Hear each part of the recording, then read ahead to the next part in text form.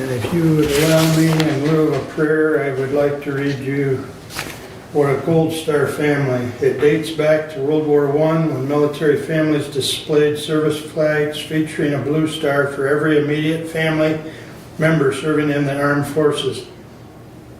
The star's color would be changed to gold if the family lost a loved one in the war, hence the term Gold Star family.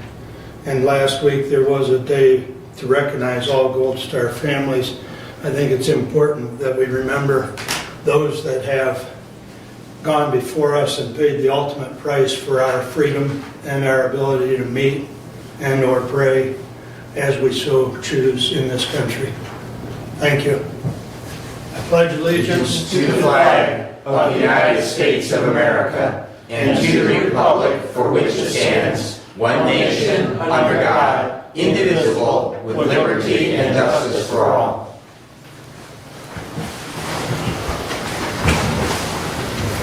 Good morning, everyone, and I'll read our rule for public comment.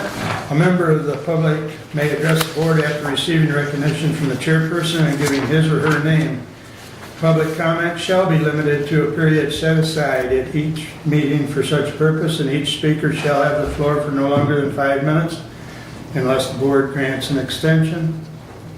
Board of Commissioner Rules of Procedure and Bylaws 5.13-3. We also ask you to be respectful. Public comment is open.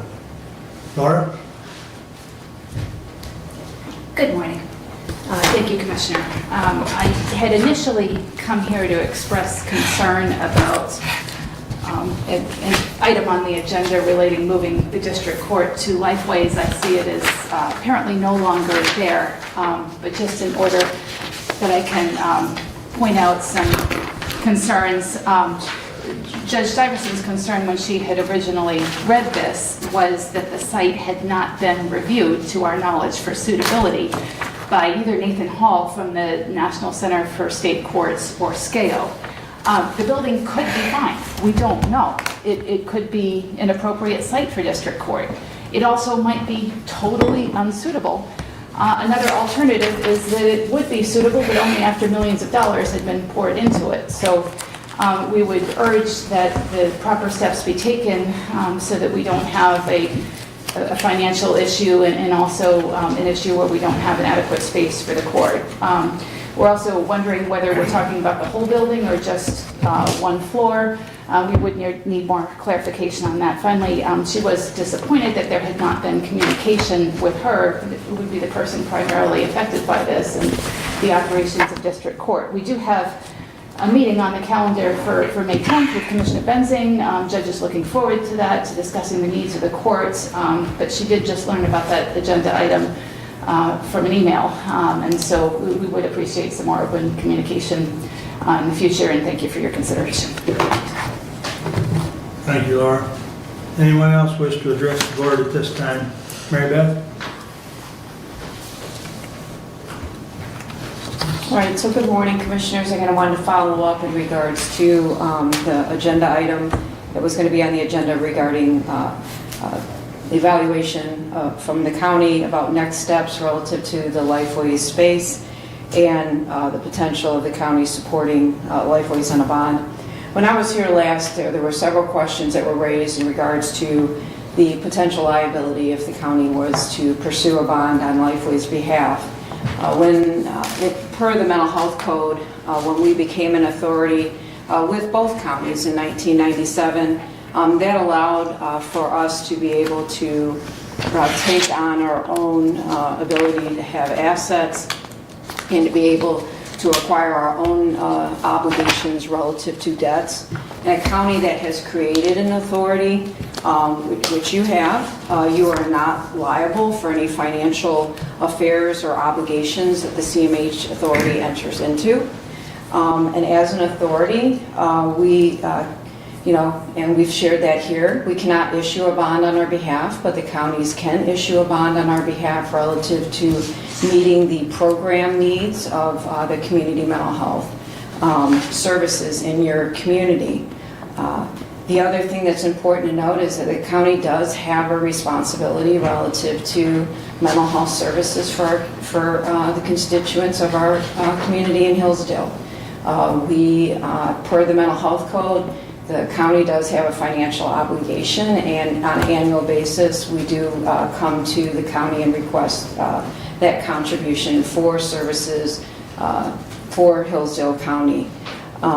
The other thing that I wanted to also point out is that the Life Waste Board does have, and you make up the appointments to the board from Hillsdale County relative to taking the necessary steps so that we can ensure that we're providing the services that are necessary, the mental health services for Hillsdale and Jackson County, or I'm talking about Hillsdale now, I'm sorry, but we're a two-county board. And that we can do that by securing private, federal, or public funds, like a bond with the county. And I believe there was a question raised about whether or not there would be any liability relative to if the county was to pursue a bond on our behalf, that would we honor that bond, and what would be the risk for the county. As I've just pointed out, you do not hold the liability of that risk. It is on the community mental health. And I think history over the last 50 years has demonstrated that you would never be in a position in which we would not make that obligation relative to a bond payment. We do have also to note that I saw that there's potential discussion in regards to having the bond and then having the county hold the deed, and when the bond is paid off, that entering into a lease agreement with the community mental health for $1 moving forward. I will share with you that in Jackson County, we have, and the bond currently for our building in Hillsdale was done in partnership with the Jackson County and commissioners. And when that bond is paid off in 2025, that building is our asset. So I wanted to let you know that that is an arrangement that we already currently have with Jackson County. And I just wanted to be able to kind of touch back. I know I'm not on the agenda, but wanted to have an opportunity to touch back on some of those key points that I think you need to be aware of as you kind of evaluate next steps. So thank you. Thank you. Anyone else wish to address the board at this time? If I can, I just wanted to note that the printout of the agendas that I bring are a condensed version that don't list like all the correspondence, and in this case, suggested motions that were still on the agenda. Okay. All right, moving along to the consent agenda. Entertain a motion. Move to approve. I'll support. I'll support. All right, we have any additions or corrections? Hearing none, all in favor signify by saying aye. Aye. Opposed, same sign. Very good. Correspondence listed. Is there any comments on our lengthy list of correspondence?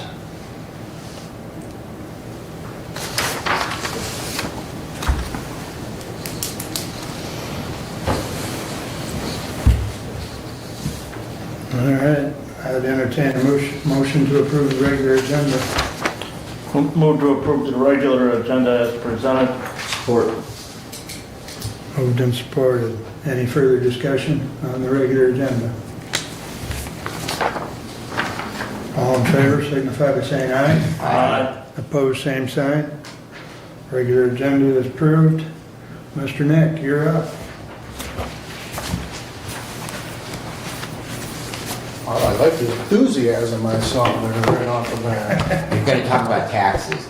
I'm assuming that's all about my report is the enthusiasm here today, right? 22 years. It's my 22nd year giving this. I did the math yesterday and I'm like, wow. So this is the annual equalization session by statute. We meet the Tuesday following the second Monday in April to approve the county equalized values. In the past, recent past anyway, what I've pretty much done is read the letter, and then from there, instead of going through the report, there's a lot of information that is kind of historical in nature, so not really relevant to what we're here today. So I won't go through the whole report unless there's questions afterwards about any other report or questions about the numbers that are being submitted. So with that, I will read the official letter. Honorable Commissioners, the Equalization Department has completed review of the 2024 assessment rolls as submitted by the Township and City Assessors. The assessed values for each class of real and personal property are compared to the starting ratios that were projected for the individual classes based on the department's study activity in 2023. The real property classes are required to be equalized individually and the personal property class equalized as a whole. Appraisals and sales studies were conducted in all assessing jurisdictions to determine the starting base for preparation of the 2024 assessment rolls. After review of the 2024 assessment rolls of the 18 townships and 4 cities in Hillsdale County, the Equalization Department recommends adoption of the equalized value of real and personal property as follows. Real property, agricultural, $735,324,690. Commercial, $140,051,640.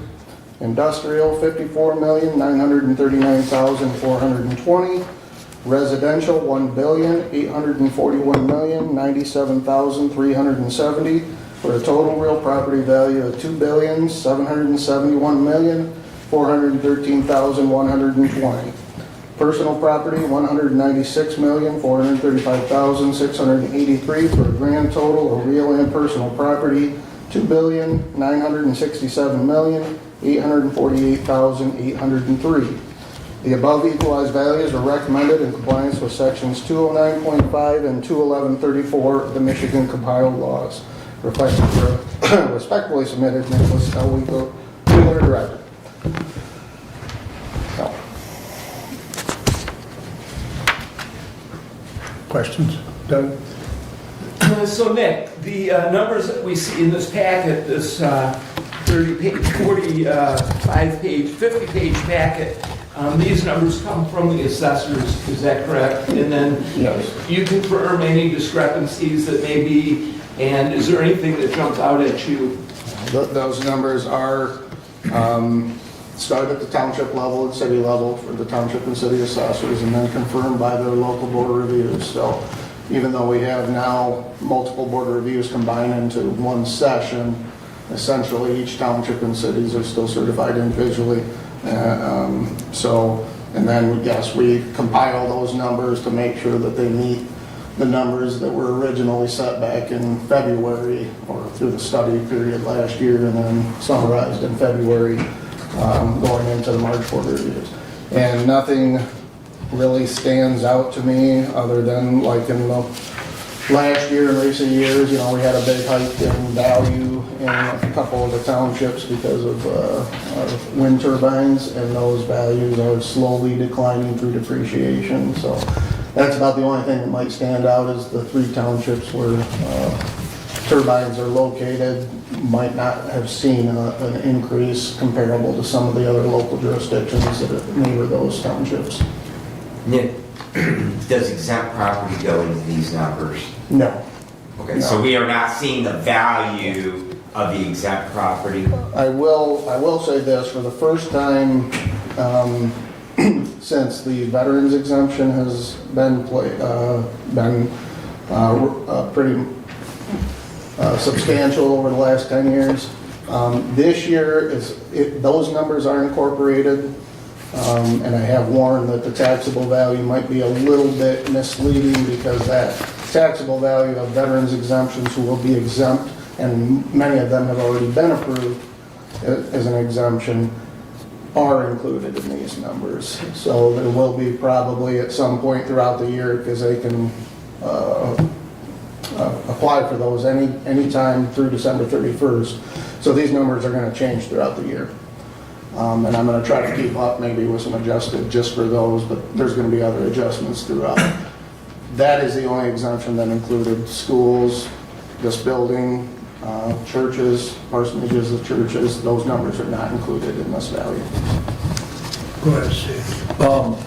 I see you have agricultural and commercial now, and you touched on the wind, but what about when solar comes in and takes over 100 acres of farm ground, does that farm ground then convert over to commercial because it's no longer agricultural? You have to look at each parcel individually, and if the substantial value of that parcel is converted and used for turbines, the state tax commission... Solar, apologize. Yes, solar. The state tax commission has advised that property on which solar panels would be, the property that they actually sit on would be considered industrial. So you would have an industrial component of those parcels. Now, many parcels might have a house on there, or wooded property, or remain farm ground to a point. The assessors will have to look at each one of those parcels individually to see what contributes the most value, and that's what it would be classed overall. So there's some kind of a formula, Yeah. percentage per acre? You will look at the property Okay. record card that the assessor values each property and line up each component, and whichever one contributes the most value would be the proper classification for that parcel. Okay, then my next question is, what qualifies as timber cutover? Timber cutover is more of an industrial harvesting of wood, and you see that more in the lower upper peninsula. Like a Christmas tree farm? No, it's more for harvesting of timber for 40 years ago. Yeah. Actually, by law, I believe Christmas farms would be a qualified agricultural use. So. Okay. And Nick, going back to the solar and or turbine, there's personal property tax plus the actual land value tax. So you would be actually looking at the land value and what classification would fit into agricultural, industrial, residential, but then there would also be the personal property tax on the actual improvements on that property, correct? Correct. So there'd be two components on that tax. Yep. Yeah, and even within that, you're going to have components because you're going to have the actual panels, and by Michigan State Tax Commission guidance, the panels themselves are considered industrial personal, similar to the wind turbines. Yeah, thank you. Nick, I want to thank you and your staff for getting this report ready from all the 18 township and 4 city assessors and their assessing departments, and compiling that for us here. Looking at the report and comparing it to last year, one thing I guess you mentioned this briefly, that total personal property this year was $196 million, and that's a $1 million decrease over last year. Is that primarily just because of the wind turbines for the most part? For the most part, yeah, the depreciation on those reduces the value overall. There also is, they increased a couple years ago the small taxpayer exemption. They increased that from 80,000 to 180,000. So more businesses qualified, so that would contribute to that decrease. And I believe industrial personal might have been the last year that was kind of started to be phased out. So yeah, contributing multiple contribution to that. And the equalized value is supposed to represent 50% of the true cash value of the property in the county, correct? And if somebody has an issue with what the local township or city assessor says is the 50% of that value, they can attend a board review meeting in March of every year, correct? Yes. The 18 townships and 4 cities had those meetings in March. How many petitions did they receive in that process for people saying that they felt their values were too high on that assessment? And I can only give you a summary. I anticipated that question. Appreciate that. So we have access to all the data that's brought into us, and so keep in mind it's only as good as the computer that we get the data from. And keep in mind that many times I witness a lot of people come into a board review with just a simple question and they might not fill out a petition. So these numbers I'm about to give you, keep in mind that may not represent everybody that appeared before the board review. They just filed an actual petition. So according to the numbers, after all the databases were reviewed, 161 petitions or parcels were appealed, and of that 95 parcels had some kind of action done on them, more than likely reduction. But that's not to say, I've had actually people come in when the property values increase, believe it or not, so. Well, and I will say this, I did go to our local board review. I went because I had a question I wanted to talk over with the local assessor regarding the values that were used for agricultural ground. Yeah. In the assessing period that was used, I know of some ground that sold that wasn't used in that cost study. The assessor felt that the one parcel that was even sold in public auction was an outlier as far as the values of real agricultural real estate. I think he's going to find in the next sales study that was truly the... Yeah, what one year study becomes the outlier, becomes the norm, and the next one potentially. And that's, I believe, in the case you're talking about, will pan out. So. Yes. And that assessed value is not what people pay property taxes on, correct? Correct. The taxes that actually people pay, and we don't really, that's not addressed here today, it's just for informational purposes, but the taxable value. If you recall, we are capped at now for the second year in a row at 5% by, even though it was 5.1% officially, property was capped at 5%. And that's what they're, outside of it, they just purchased the property or did some new construction or removed some property, could be something less than 5% actually, so. And one other part of that report that I got that information was countywide, we had 9 hardship applications, and all 9 of those had some kind of approval. There's different levels they've approved, 25, 50%, 75, or 100%, and all 9 that appealed or applied for a hardship exemption were approved to some degree. And do people still have the opportunity to apply for a hardship? Yes.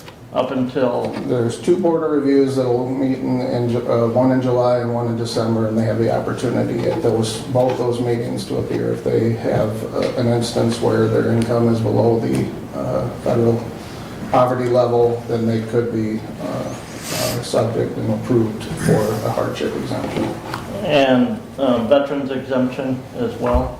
The veterans, actually, that was changed last year where the assessor can administratively approve those. So those are approved throughout the year. So there are no two dates that you have to meet. You can, up to December 31st, apply for the veterans exemption. And if all the paperwork is in order, to be approved at that time. Go ahead, Steve. What's the residence exemptions too? I want to go back to the outlier for from last year to this year and this year to next year. Yep. Is there a formula that you use for examples? Like you mentioned, property being sold at an auction and the price is astronomically different or way there's different? different variables you use. I mean, you just got to use common sense at some point too. If there's one parcel, one sale that heavily impacts, and you see that a lot in smaller units where there's small classes, you have one sale that impacts. Are you really going to change the value because one parcel sold extremely high? That's the debate that I and the assessors have throughout the year as these sales comes in. And we have mechanisms through real property statements we send out where we try to get more information from the homeowner. So it is somewhat of a formula. Yeah.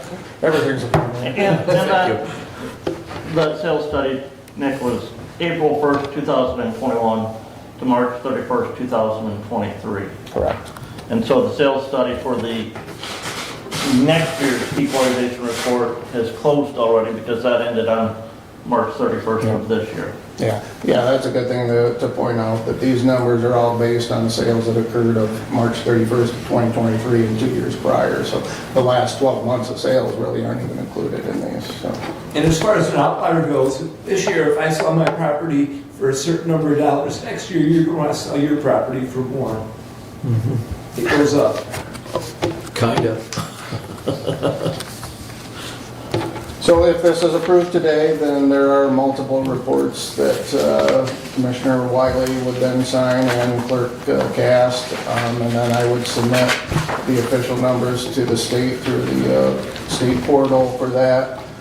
as well as notify all the townships and cities that, hey, we equalized as assessed this year. There are no factors. I guess that was one thing I should have pointed out from the get-go. We're not recommending any factors from what was presented at the local level.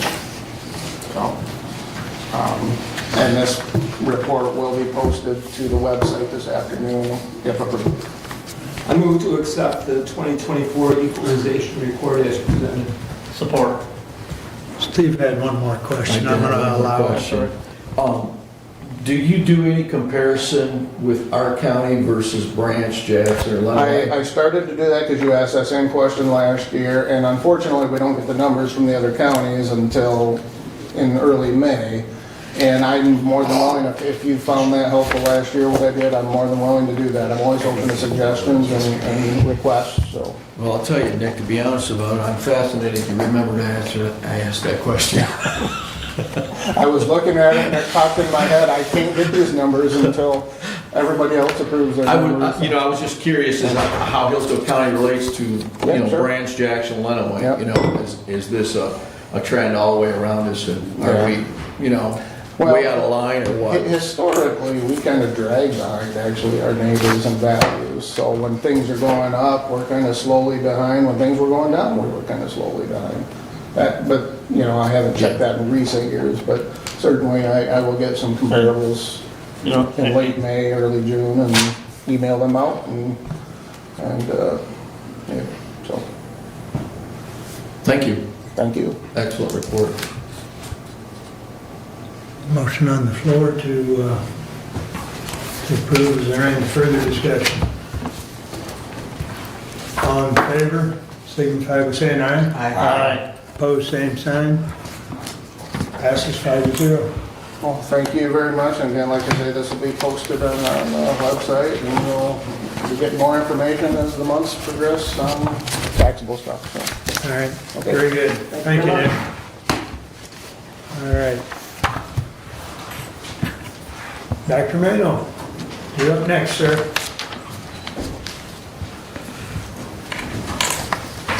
Okay. Good morning. I just want to introduce myself because many of you, this is the first time you're meeting me. Some of you I've met before. Just to introduce myself, I've been an emergency physician for 44 years. I've been and worked as either a deputy medical examiner or a chief medical examiner in Jackson County for the last 41 years. And I became the medical examiner for Hillsdale and Lenawee after Dr. Caston's untimely passing during the summer of last year. I've worked with Dr. Caston before that because when Bixby Hospital closed their morgue and Lenawee and Hillsdale lost a place to perform autopsies. The same thing happened to us a few years before that in Jackson when Henry Ford closed the morgue at Foot Hospital.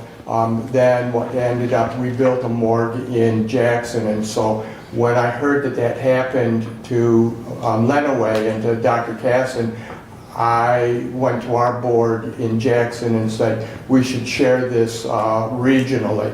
And right now the Office of Medical Examiners Lenawee Hillsdale, but we're working on making it actually 3 counties so that we can, including Jackson, so that we can maintain independence and serve each of the counties individually. Proceeding with the report, on the first slide with the ME cases in comparison to the total filed deaths, in 2023, Hillsdale had 366 total deaths. Of those, 35% of the deaths were medical examiner cases. The rest of those were not. And only, and the medical examiner cases will break down on the next slide. You will see that this is expressed primarily in numbers, but I went through and redid it a little bit. And in 2023, the total number of ME cases that we examined, we did 39% were autopsied. In 2022, 36%. In 2021, it was actually 42%. And in 2020, it was 34%. Those 2 years, last 2 years, primarily represented COVID. And COVID actually, even though it's a natural death, had to be reported to the medical examiner's office because it was a public health issue.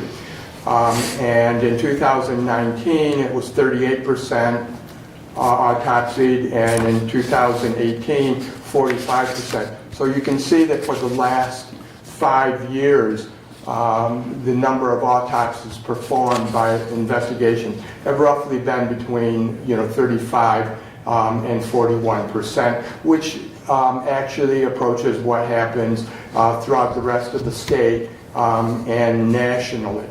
On the next slide, we look at the cases by age and gender, and as you can see, of the deaths for patients who died over the age of 70, 62%, or 62 of them were in that age group that we investigated. And if you look at age over 60, 94 of those total 129 were greater than the age of 60. So most of the deaths that we end up investigating are primarily in the older age group. In the next slide, place of death, 65% of the deaths that we investigated occurred at home, and 30% occurred in a care center or some type of care facility, which included either the hospital, a nursing home, or hospice. Only 7.5% were performed at the scene, which is usually accidental there. There were no custody deaths for Hillsdale during the last year. One of the things that I've been monitoring both in all 3 counties have been deaths that occur in care facilities, primarily nursing home and hospice, because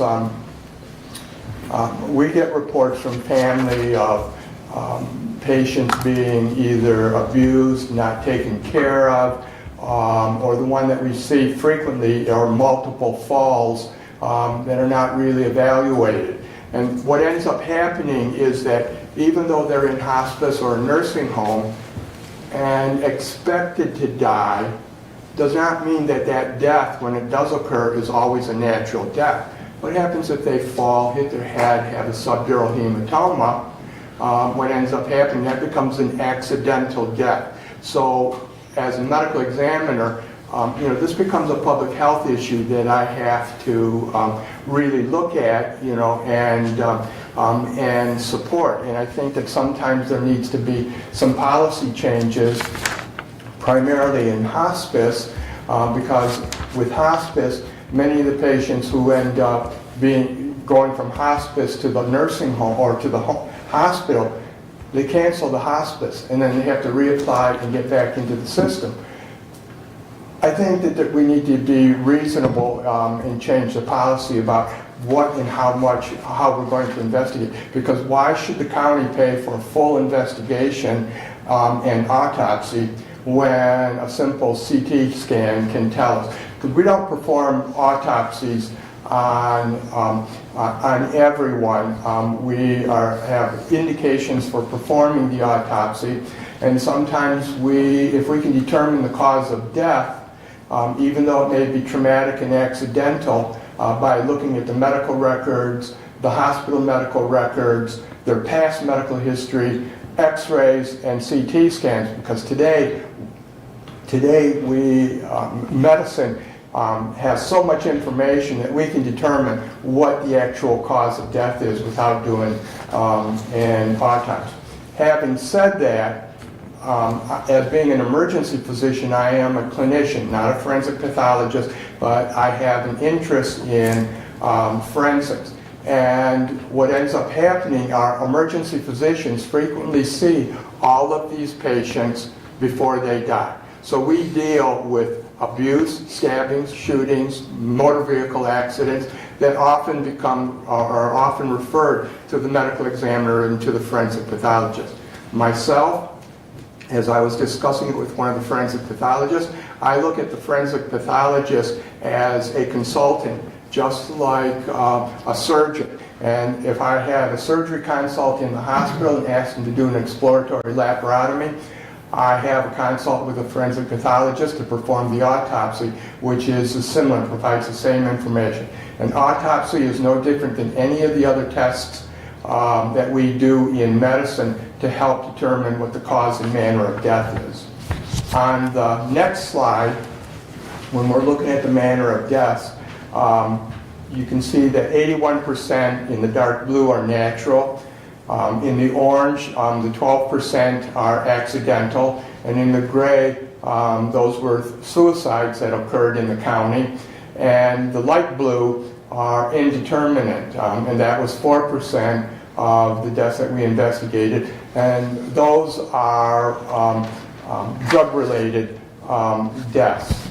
On the next slide, what we have here is those that were autopsied as a manner of death. When we performed the autopsy, 62% of them were natural. 10% actually ended up being indeterminate. Because on every person that we investigate or that we do an autopsy on, we also do a toxicology on. And 8% were suicides and 20% were accidentals. And just to remind you and educate you, the manners of death are natural, homicide, and the one thing that I would say about homicide is the definition of homicide to the medical examiner is different than the definition of homicide to the prosecuting attorney and to law enforcement. Homicides to the medical examiner is death by the actions as a result of the actions of another person or failure to act. So, we do have to, provide saving. That's where negligent homicide comes in. Then accidental. Accidental is a little bit different because accidental, technically by definition, means totally, completely unpredictable and random. By convention, auto accidents that have deaths, by convention over history, as a result of history, have been reported as accidental. Technically, they're not unpredictable because people are usually either drinking, driving recklessly, or so they are predictable. So, and that's where the difference comes between the medical examiner putting down an accidental death and the prosecuting attorney going for negligent homicide, especially if people are involved.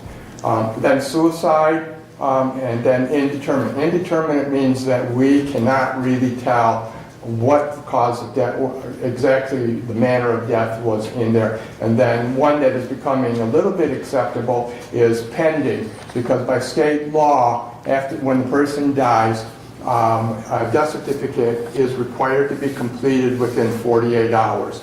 However, if we cannot obtain medical records to prevent having to do an autopsy, or we perform an autopsy and special tests are done, it's going to take longer than 48 hours. So we put down on the death certificate pending as the manner of death, file it with the state, and then when we get information back, then we refill and refile the death certificate. Toxicologies take a minimum of 6 to 8 weeks to get the information back on it. On the next slide, the mechanisms of death that you'll see is that motor vehicle accidents were primarily one of the highest. We had 7 of those. Asphyxia was 3, and firearms 4 total, and drugs were a total of 6, and hypothermia was 2. And those are, even during the summer, you can have deaths due to hypothermia, secondary to exposure. On the next slide, of the ME cases that were investigated, 5% were drug deaths that we investigated, and 95% were the other causes that were located. The next slide shows that we have had 4 suicides in Hillsdale County. They were all performed with a firearm, and as you can see, the ages were less than 19 years of age, 30 to 39, 50 to 59, and 60 to 69. Those were the age groups, and we had 1 in each of those age groups. In the next slide, Doctor, you don't happen to have the numbers from last year, do you? no, not in this report, but we can get you the numbers. I think that number is down. They are down. That I can say. Which is wonderful. I think and one of my last slides shows. I think it was 7 last year. Yeah, I couldn't remember if it was that or 10, so. Yeah, it might So, have been. It was more though. We'll get to it. Okay, thank you, yeah. But yes, on that slide, accidents by age and gender, primarily you can see that the color shows you the gender differences, but we had 2 under the age of 10, and then we had 4 in the age group from 40 to 49, and then 3 in the age group from 60 to 69. 7 of those were motor vehicle collisions. 3 of them were asphyxia or positional, and then 2 of them were hypothermia. On the next slide, the accidental deaths for 2023, there were a total of 15. For 2022, a total of 15. 2021, 25. 2016, 2019, 10, in 2018 there were 22. So we track all of that information for you. And then on the next slide that you will see, our suicides that occurred per year were 4 in 2023, which is significantly down from your past history. In 2022, there were 12. 2021, 11, 2027, 2019, 10, and 2018, 8 for those. And homicides, on the next slide, you got it, was no homicides in 2023 or 2019.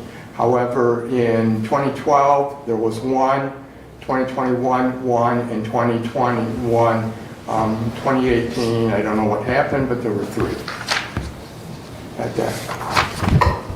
Any questions or any other information that you would like? I am a person that likes to look at the numbers and the statistics. Doctor, going back to those drug deaths, do we know the drug of choice for those? Or the drug associated with that? Most of them, I can tell you that there are 3 drugs. Most of them are what we call a milieu or a soup. It's never just one drug. The problem is one drug, usually the concentration is usually higher than the others. However, the real big issue becomes how do these drugs interact with the physiology? So smaller drug concentrations by themselves may not have killed the patient or the decedent, but the combination does because they all act on different. When a chemical used therapeutically is a medicine, a chemical used or a medicine used inappropriately is a poison. Is how, to look at. The number one that a lot of them have a predominance of is opiates, and fentanyl is the one, and that's why there's a lot going on about fentanyl. I gave a presentation on drugs, the use of drugs in the United States. Because everyone thinks that we have an epidemic at this time, and we do have an epidemic because of the easy accessibility and because of the synthetics that are now being able to be made. Okay, but if you go back and look at the original history of opiates and look at opiums, man has had a history of using opium back to 2000 BC, when in Mesopotamia opium was first. And there's all kinds of history about how it has advanced. And then in the late 1800s, the English and Chinese with the Opium Wars that occurred. In the Civil War time, morphine was being used throughout the Civil War, and for women's menstrual cramps and everything, they were given liquid morphine, sold, like we use aspirin and ibuprofen and Tylenol today. And in 1890, Bayer Company that we have a lot of respect for, took morphine and acetylized it, and heroin was born. And so there's a long history, but because of the there's a lot of history as to why we have an opiate, epidemic at this time. But at the same time, I know that what we really need to do as a country is to address the mental health issues that have caused people to have to use these medications to escape. But fentanyl seems to be one of the highest ones. And again, I think, I'm glad to see that suicide number drop drastically like it did. Yeah. Because that in and of itself is potentially an indicative determination that maybe we are treating somebody's mental health and not getting them to that point where they think that the last result. There are a combination of factors, and I don't think that as a healthcare community that we do enough investigating. I know that in the deaths of patients under the age of 21, the child death review teams, we go do a lot of in-depth, in suicide, talking with social services, police, family services, plus the physicians, past medical history and everything like that. But the real big issue is I don't think that we are doing that with our elderly and older. And there is, at the state level, they're looking at an elderly death review team that we're going to start having multi-jurisdiction in the counties looking at certain deaths at certain age groups, especially the elderly, as to what the cause of death and what led to that. Commissioner Lyman, I did look, it is available in diligence. Last year's report, it was 12. Well, he had the numbers there. He came to the numbers, and I hadn't seen that there at one of the last slides. So yeah. Go ahead, Steve. Doctor, do you publish an opinion of any kind? No. And that's why I will preface it that it's, my opinion and my observations through the number of years of experience in working in medicine. One of the things that I think, and I welcomed when I worked with Dr. Casson and welcomed, Lenawee and Hillsdale, because together I think everybody has a different outlook and a different expectation, and what we need to do is to work together to get to the best solutions, for all three counties, but at the same time sharing resources to keep our costs down. I run an office that is completely open book. If you have a question, I will, try and answer it or address it, because, talking with Sarah, Palmani, Tim Black, who used to work for the Jackson City Police Department, all of our medical examiner field investigators, they can call me at any time of the day, because we have a fiduciary responsibility to the taxpayers of all three counties to appropriately spend their money, when we're doing an investigation. And that's why, I can explain why we have performed the tests and everything on any of the patients, and deaths that we investigate. One of the things that I think that has helped all three counties is that I think, talking with our forensic pathologists who are contract physicians who come from Oakland County, who work in a larger community, one of the things that we do is they're a specialist looking at it one side, I'm a specialist looking at it another side from an emergency medicine. As an emergency physician, as I previously said, I see them before they die. I see them, and so we try and prevent them from dying. But then when they die, we work with the forensic pathologist to put together the whole entire picture. And for the communities, I think that's the best system, is working, that way. So I guess I'll have to wait for your book. Pardon? I guess I'll have to wait for your book. Yeah, there is a book that they did edit. It's called Mass Gathering Medicine that we wrote out of the events out at Michigan International Speedway.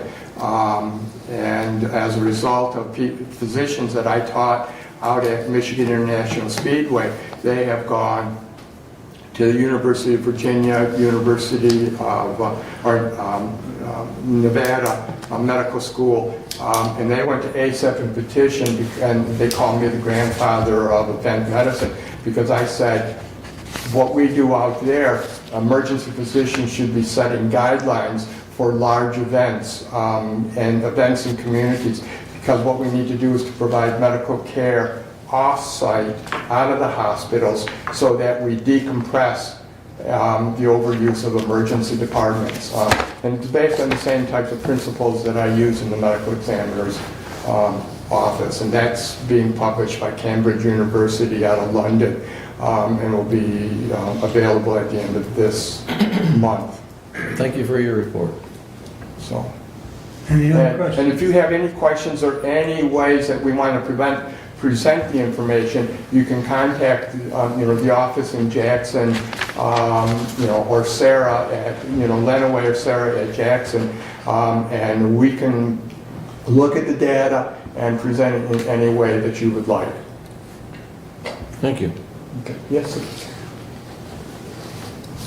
Yes, I do have a question, more of a comment. I was a little surprised that there are more autopsies in the older age group.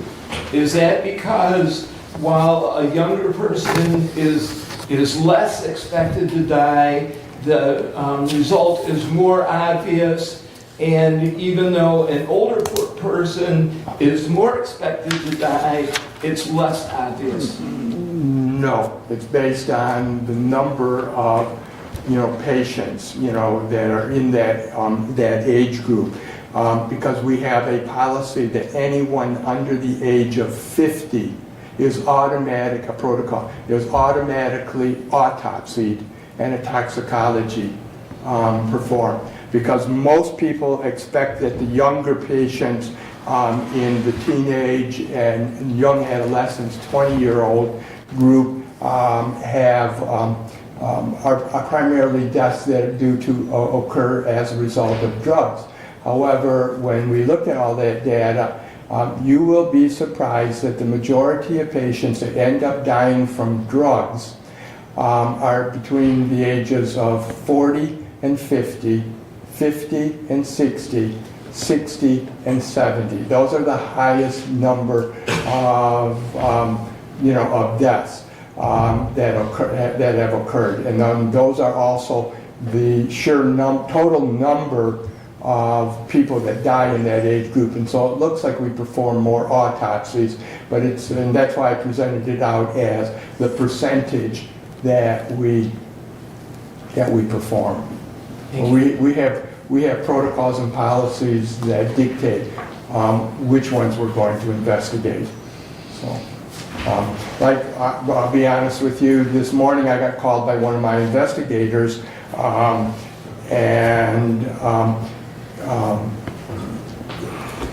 the investigator said that it was reported that the family reported that she was in her 60s and is a stable opiate user. And I said, I've never heard that diagnosis, done before. And the field investigator kept that, and they said, oh yeah, she has these periods in which she passes out, and they get this blue pen out and give her a shot, and she wakes up. And she's a diabetic, And I said, well, I can tell you, I don't think that they're giving her glucose, in that injection. And I would bet that it is probably Narcan that they're getting. So we sent her in, for a complete autopsy and toxicology because there was enough for suspicion to determine what the cause of death is. So, and I welcome anyone who wants a tour of the morgue and our facilities that you're welcome to come down and visit and walk through it. And if you have any questions, please call us. Thank you. Any other questions? Brad, go ahead. Mr. Chair, I would move that we accept the medical examiner's 2023 report and it be published to the county website. Support. Any discussion? All in favor signify by saying aye. Aye. Opposed, same sign. All right. Thank you, Dr. Mann. Thanks, Dr. Mann. All right, moving along to the committee reports. Doug, you're up first. Thank you. I'll take care of my action items first. I have a motion and move to authorize the chairman's signature on the Lifeways letter of notice with follow-up resolution to include property sale is not an option, 50 Care Drive is not available, Lifeways to build and move into a new building adjacent to the current space, Hillsdale County provides financing, Lifeways makes payments plus CAM to Hillsdale County, Hillsdale County holds the deeds, Hillsdale County will create a lease agreement with Lifeways to continue after financing is paid in full. When the current lease expires, one-year extension, then month to month, up to 6 months. I'll support it so we can discuss it. Clarification, if I can. That last bulletin, Commissioner, I believe relates to the current building. Yes. So our lease with them expires a year from now, I believe. I think March 31st Yeah, it's of like 11 months. 2025. And then extensions provided as the bullet points. Lifeways has informed us at our last meeting in particular, although discussion has been ongoing, of space needs. And to answer their questions, the facilities committee met and agreed in principle on these points. This is a letter of notice in answer to some of the questions that have been addressed by Lifeways to provide for Lifeways something definite from the Hillsdale County Board of Commissioners.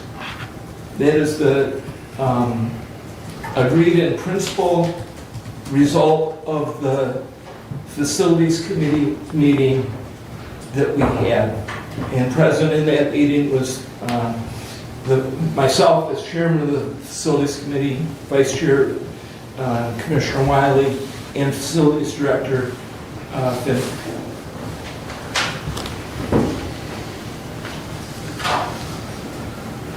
Go ahead, Steve. So, on the third bullet point, Lifeways is to build and move into a new building adjacent to the current space. Is that adjacent to the current Lifeways building? That's the thought that has been measured. our building inspection department has gone and looked at some of the considerations, and there is room for a building to be constructed in that location. Okay, with the new building on that location, is there adequate parking lot space? So in order to do a building, the permitting process would follow through as required by the Hillsdale City Planning Commission. There's a list of requirements that would be in place through the City Planning Commission. The answer to the parking is there's an adjacent parking lot that can be utilized. So the first answer is yes to that question. Another question that was brought up was the water runoff in the retention pond that is up there. That can be relocated as well if needed. Other aspects of the requirements from the city of Hillsdale would be in the planning permitting process. Okay, so in this planning, what size building was it planned for? The request was for, was it 20,000 square feet? 22 to 22,000, yeah. So the building was measured off to accommodate 2 floors that would be 20,000 square feet. The exact dimensions, I don't know. Yeah.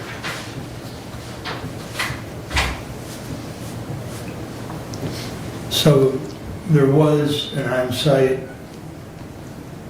review by Randy Finley, Marty Taylor, John from Lifeways Facilities. And I don't remember if there was anyone else, but they were on site and looked at that, Steve. That's the current building there. So Yeah. basically,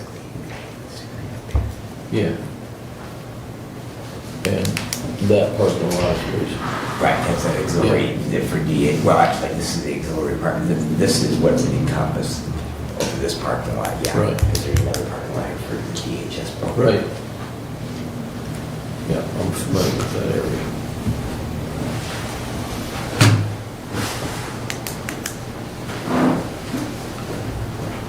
Thank you.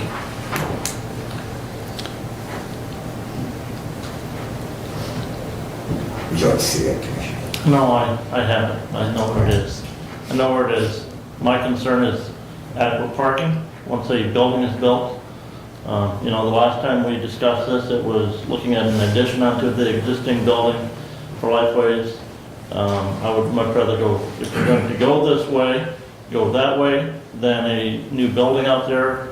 I am questionable as to with the adjoining property, where it is, if there's enough room for us to relocate the stormwater retention. You know, we're talking about issues out by the airport in Hillsdale Township, dealing with and potentially looking at a stormwater retention plan for the county.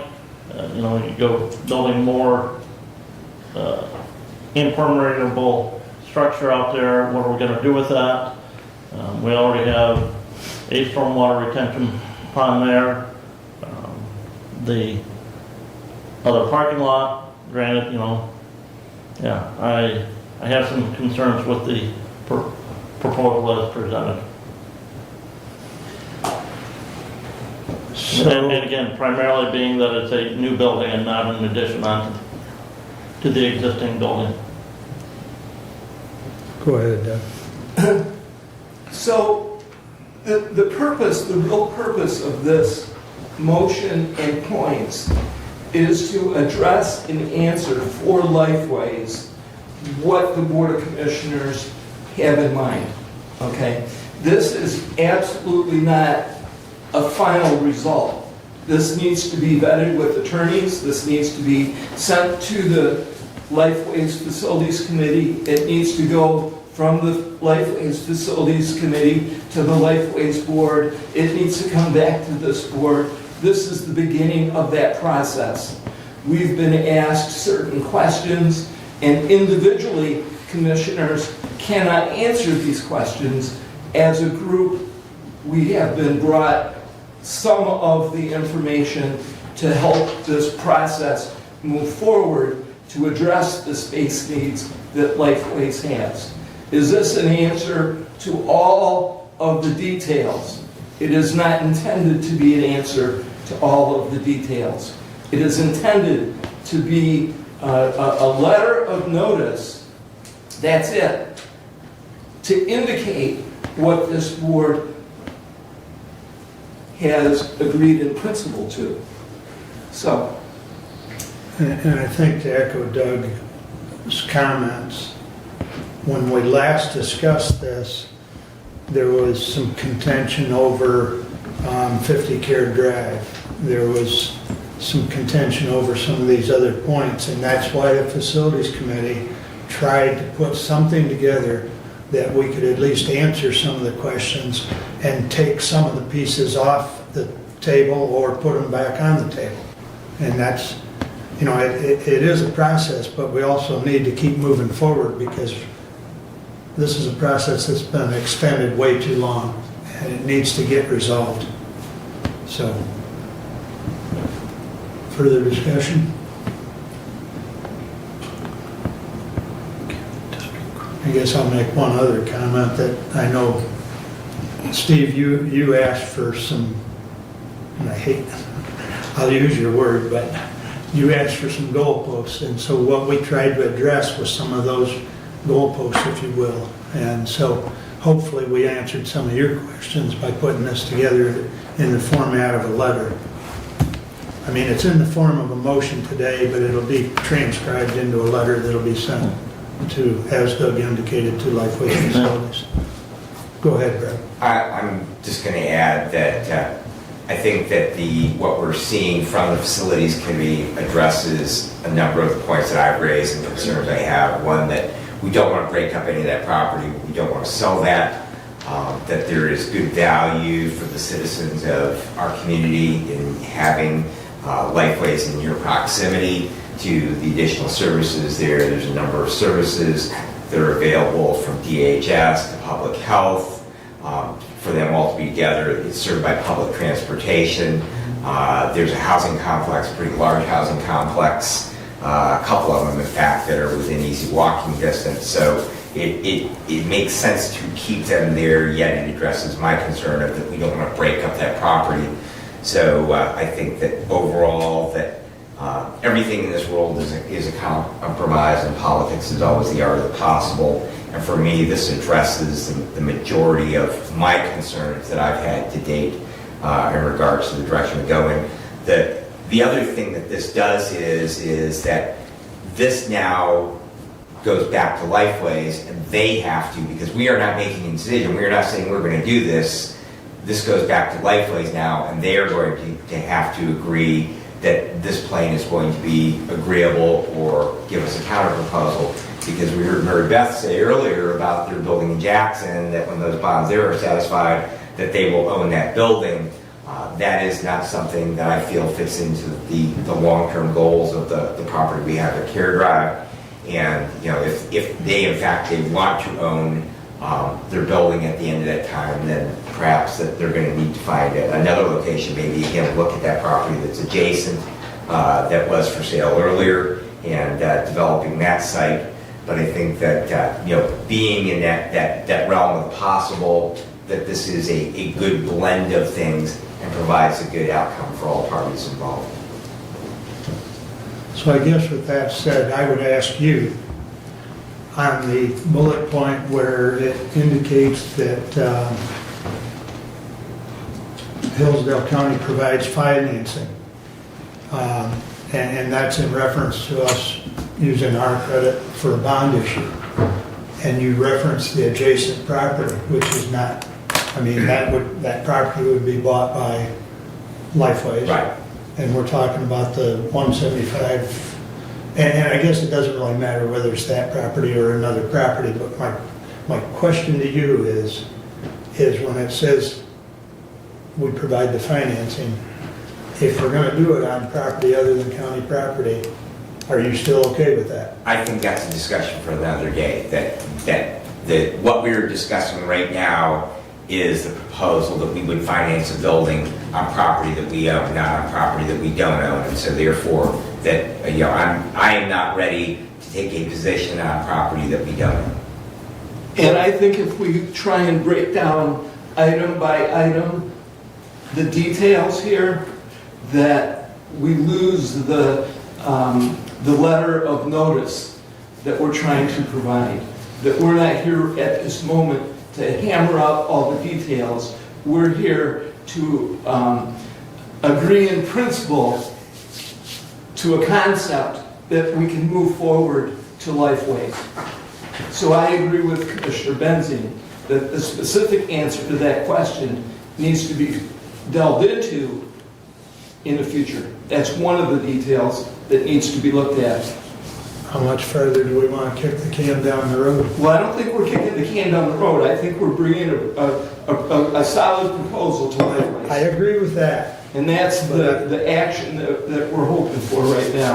If we want to go into the weeds, we can break apart every one of the bullet points. And if that's what we want to do, we'll be here for a while. Further discussion on the motion. Well, I understand what Doug's saying. This is a starting point, and it's a starting point only. And every bullet point will have to be ironed out as we go along. But if we do something to plant that goalpost, Lifeways is still wandering around on the field. So for me, the only issue I have is I don't think Hillsdale County is a financial institution to be loaning, to be doing the financing, but again, that's a bullet point for another discussion. So that's how I feel about it right now. Well, in reference to that comment, we're not doing the financing, they're just using our credit or our name, because they would be making the payments just like they've done in the past, just like they've done with Jackson County, so. Right, yes, the county. And that's a bullet point for later discussion. Commissioner, in What that are we doing regard, now? in that regard, the county doesn't have the funding to Finance it. finance this. Right, I understand that. It would be the county would secure the funding Yeah, I understand that. through the issuance of bonds to fund the project, which Lifeway's agreement back to the county would be to pay us for those bond payments. Right. Anything else? We'll do a roll call on the motion, please, and this will be followed up with a resolution on the letter. Commissioner Leiniger, No. Commissioner Ingalls, Yes. Commissioner Lanius, Yes. Commissioner Wiley, Yes, Commissioner Benzing. Yes. passes 4-1. Thank you, gentlemen. Doug, go ahead. My next action item is a motion to authorize the facilities director to begin the district court relocation planning process to the current Lifeway space.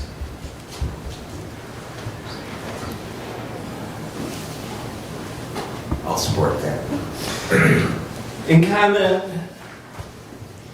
the location of the district court has been an item that we've been processing for an extended period of time. The planning process certainly will include the NCSC as part of the planning process. Also, facilities will be working closely with the chair of the courts committee as we proceed. The planning process will include a multitude of processes.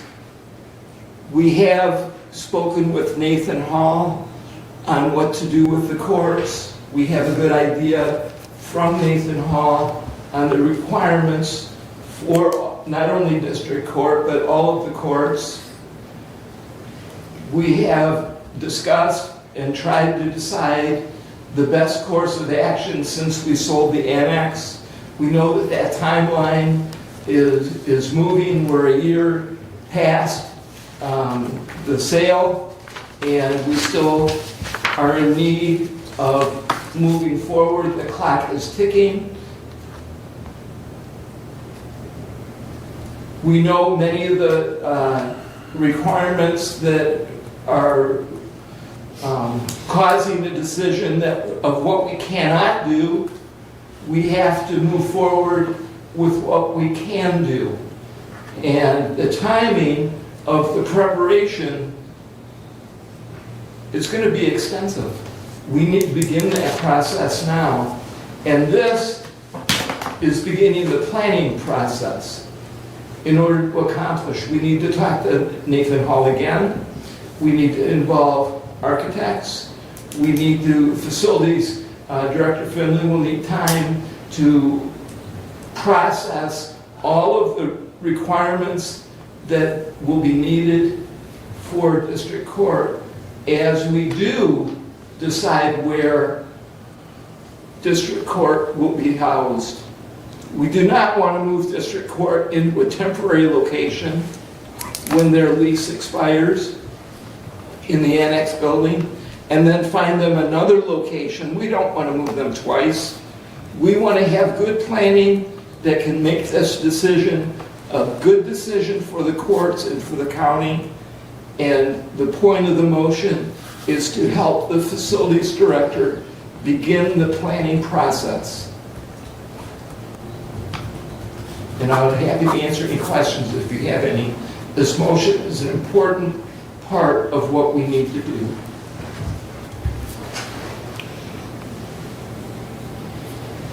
Commissioner, I'll say my concern with relocating, we just talked about moving Lifeways to a new building out there. It's going to take up an existing parking spot or parking lot. I'm sorry.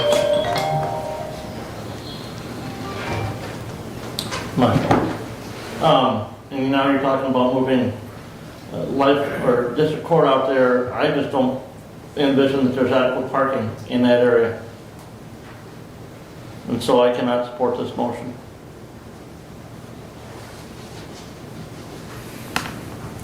I think, once again, this was when the facilities committee met, and, looking at where is district court going, we're simply bringing forward an idea, and without having Nathan Hall at least look at it to see if it's feasible, we have no idea if that 9,000 plus square feet building, that upper floor in particular, would be adequate. And if it's not adequate, then we check it off the list. And that's really what the facilities committee was talking about, is if it's feasible, excuse me, then we look forward or look more into it. But, until you check it off the list. So that's really what we're bringing to you with, and I'm sure we can look at that parking issue, but, there's moving pieces, but we don't even know if they'll fit in there, based on, because we're not the court experts, and we all know Nathan Hall is, so,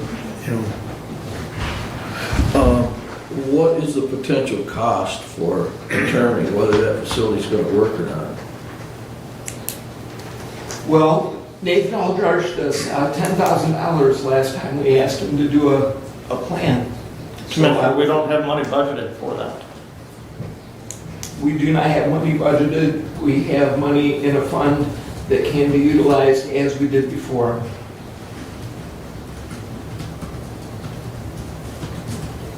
I don't think the cost, the previous cost of $10,000 was for a much larger space. So I would anticipate it being less. That was the one we did for the DHHS, right? Yeah. Correct.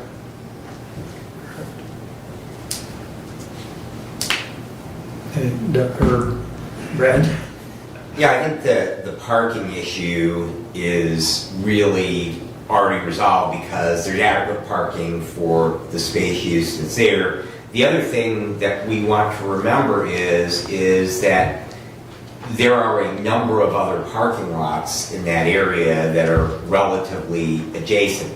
And we can get off in the weeds about discussions about secure parking for courts employees, things like that. But I think that there probably is more than adequate parking with the auxiliary lot in the lower portion of the health department between front of the court and the health department / dental clinic building, MSUE. There's a parking lot at the health department. There is additional space around the building. So I think that, the parking is really a non-issue. I know just from my own experience with retail that it's 6 parking places per 1,000 square feet of space. There's probably, easily that number of parking places available there with that building. I don't know what the number is, and Commissioner Lee, you probably don't either, but we probably have that. Relatively adjacent. Again, we have the additional spaces around there, so I don't think that is an issue so much. I can tell you that I did have some discussions with Chief Judge Lisney in regards to what court might potentially go into this space. She really feels that probate court and circuit court, their needs, their resource demands, the things that they share, they need to stay together in the same building. So the best court of the 3 is the one we have to move regardless, and that is district court to move to that location. I think that overall the space probably lends itself fairly well for that. As also as part of that discussion with Judge Lisney is that there are some things that we've talked about that just will never ever be feasibly possible. We're not going to build a new courts building for all 3 courts to go into. That's just never ever going to be, because we always have to work within the resources that we have available. And so, the idea of building a new facility all on one level that would serve all 3 courts, plus the juvenile court, plus friend of the court, that it is, just flat out, it is something that will never ever happen. We just will not have the resources to be able to do that.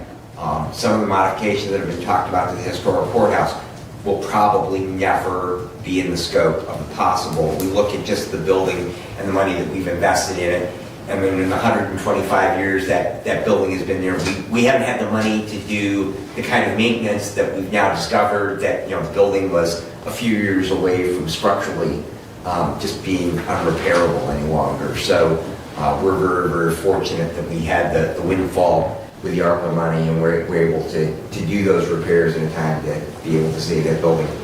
But we do have to, coming back to the issue before us, we have to figure out what we're going to do with that district court. The clock is ticking. We're a year in, and we need to make a decision, because if we don't, as Commissioner Ingalls just said, we're going to have to rent space. We're going to have to start looking at space like out in the Kroger Plaza, and the cost of remodeling that space out there, and then, well, how close will all the other businesses in there will people be able to park to, the front of that building, and then the cost of eventually, when we do figure it out, after we pay rent for X number of years, then what are we going to eventually do with that building? So this seems like a workable solution within the resources. We do have a pot of money, not a tremendous amount, but from the sale of the annex building, and that can go towards the remodeling of it, starting with architectural design for it.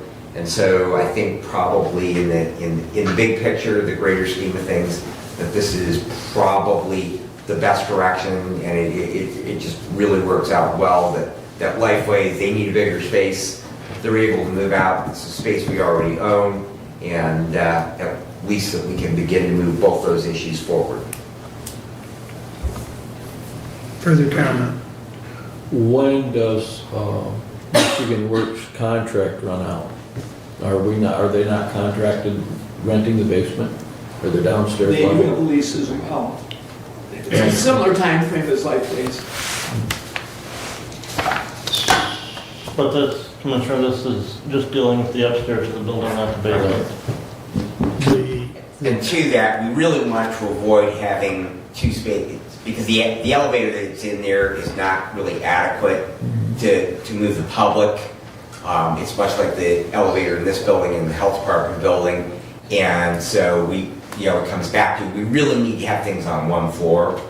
And so consequently, that the best plan would be to not consider the utilization of the space that Michigan Works is in at the present. At some time in the future, we might do some reallocation of space. Other departments that are associated with courts move in there, and offer other space in a building that we own, Michigan Works, to relocate to. But that's really not part of what we're looking at right now, Commissioner. So the first floor, or the top level, if you will.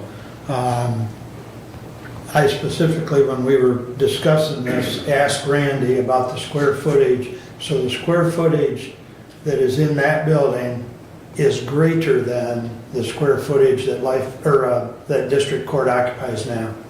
So they, in theory, they should fit in there easily on the one floor.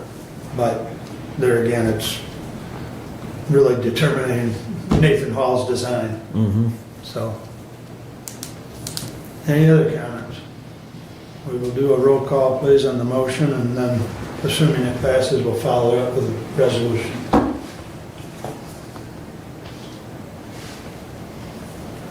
Commissioner Ingles, Yes. Commissioner Lanius, No. Commissioner Wiley, Yes. Commissioner Benton, Yes. Commissioner Leininger. No. Passes 3-2. Please continue. Thank you. Just short, couple of more items. Excuse me, the GIS aerial photos have been taken. They were taken in March and should be available for the website by the end of summer. This week and next week, I have many upcoming meetings. Parks and Road will meet on Thursday. We have a security meeting on Friday. The Impact Awards in Lansing will occur next Wednesday. Ross Design has been nominated to receive an award. And then River Raisin semi-annual meeting will be next Thursday to be held in Manchester. And that completes my update for today. Commissioner, And Resolution. Yeah, you have a resolution. The copier. yes, I do. Thank you. Well, it's been put off and pulled so many times. Very good. I'm glad we have it today. Let me get back to it. County of Hillsdale, Michigan Board of County Commissioners, Resolution number 24-046, Copier Printer Agreement 2024. Today is April 9, 2024, whereas the County of Hillsdale's Technology Department received and reviewed bids for multi-function printers, copiers, and general office printers for a 3-year period, and whereas 3 quotations were received from American Office Solutions, Perry Protect, and Current Office Solution using pre-bid purchasing agreements including Sourwell, Tips, and Omnia Partners, and whereas Current Office Solutions was the low quote of $20,818.87 per year on combined monthly machine costs and per print charges based on our 2023 usage. Therefore, be it resolved that the Director of Information Technology is authorized to sign a multiple-year agreement with Current Office Solutions for multi-function printers and general use printers in various county offices per the attached spreadsheet. So moved and offered by Doug Ingles, Chair, Technology and Economic Development Committees. Support. Moved and supported. Any comments? David, you want to make any comments? It's been a long road to get here. I'm not, as always, I am not a big fan of dealing with the copiers and the printers because it's, I think Nikki, my assistant, said it best. It's a fruit salad. You're not dealing with apples to apples anywhere. It's always bananas and oranges and grapes and everything else under the sun. So the current office quote is a rental arrangement, very similar to what we've had in the past. Both AOS and Perry, those would be brand new machines on a lease that we'd be responsible for the lease. And they came in over the 23,000 bid limit to actually put it out for formal bidding.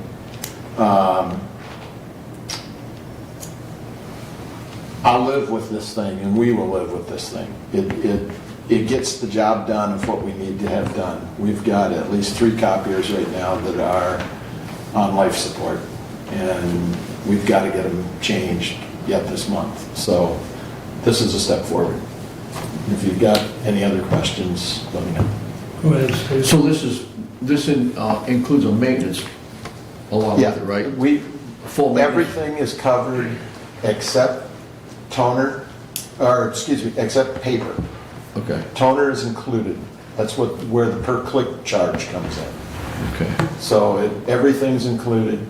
If a machine dies completely, they're responsible for replacing it and putting something else in that is compatible, functional. How does this compare to current cost, David, where we were?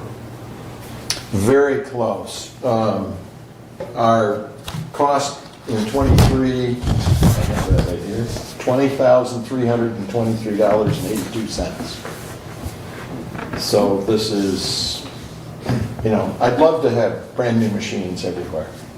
We've got a brand new one from AOS on a borrow kind of a thing in district court right now, and they love it. But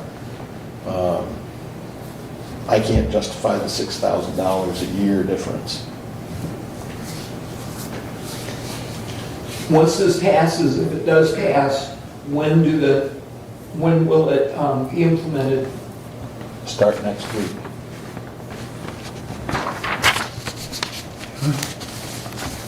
Further questions or comments? David, how much staff time is required for the turnover for us? About 20 man hours, because printer drivers have to be changed all the way around. We also have to work with JIS to change settings for the AS400 for courts. So it's going to take 2 to 3 weeks to complete. So does that offset any of that $6,000 cost that you're talking about? And not really, because we're not going to have any additional. All of the IT staff is on salary, so we're... It's still a cost. It's still a cost though that's allocated to that particular project. Yeah, but we have so many projects going right now that we're working a lot of hours anyway right now. So it's it is what it is. Things will slow down for the summer for a little while, and then they'll pick up again in October when we start on the CAD project. Hard. So, how many hours a week do you spend fidgeting with the current printer system to make it work? It depends on the week, but we have had a couple of weeks where we put probably 10 hours in just on making 2 of them work. So 20 hours to put a whole new system in Is cheap, is a win. yes. You're on the right track. I know how that works because I have CAD at my place and I use it a lot, and it can be frustrating. Very. Any other comments or questions? Roll call vote. Commissioner Lanius, Yes. Commissioner Wiley, Yes. Commissioner Benzing, Yes. Commissioner Leininger, Yes. Commissioner Ingles. Yes. Passes 5-0. Thank you, David. Thank you. All right. Anything else? Okay, thank you. That brings us up to Mr. Reiniger. We have resolution 24-047. And if I read right, there are 13 pages. I would I will ask not, that you dispense with I the will not reading. read them all, and I will offer resolution 24-047 for adoption by the Board of Commissioners, and I move for its adoption. Support. And County Treasurer Stephanie Kaiser is here with us today. If you read the resolution, I believe it authorizes the treasurer to borrow not more than $3.4 million to cover the delinquent tax obligations out there outstanding. Fairly close to that figure, Stephanie, or below that? It's going to be below that once we incorporate the payments that we received through the end of April. So, I have to have a number that it is yeah. without any admin fee or special assessments. And I think that's fairly close to the figure that was authorized a year ago. I think it was 3.3 last year. Yes. So Stephanie, other than the actual value itself of the borrowing, this resolution parallels what we did last year, and the wording is the same, Correct. without reading every single line. All 13 pages. Okay, so there's essentially no language change in the resolution Correct. that we did last year to this year, other than the value. Correct. Okay, thank you. You're welcome. Any further discussion? We'll do a roll call, please. Commissioner Wiley, Yes. Commissioner Benton, Yes. Commissioner Leininger, Yes. Commissioner Ingalls, Yes. Commissioner Lanius. Yes. Passes 5-0. Please continue. Okay, it's been a fairly light schedule since our last Board of Commissioner meeting.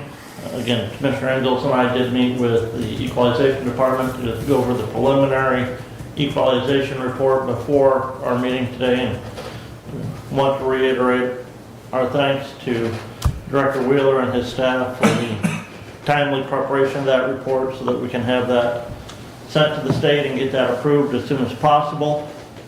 And thank the assessors for the multiple different units of government in our county for getting those numbers into the equalization director in a timely manner.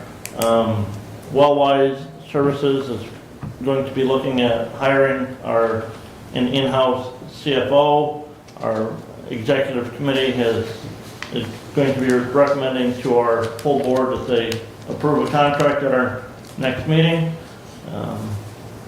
And I was unable to attend Pittsburgh Township meeting last night because of spring softball season. So, and that is all I have for today. Short and sweet. Thank you. Steve? Can we take a 10-minute break, or 5-minute break? Okay. We'll Thank take- you. Thank you. It's almost 10:40. We'll reconvene at 10:45.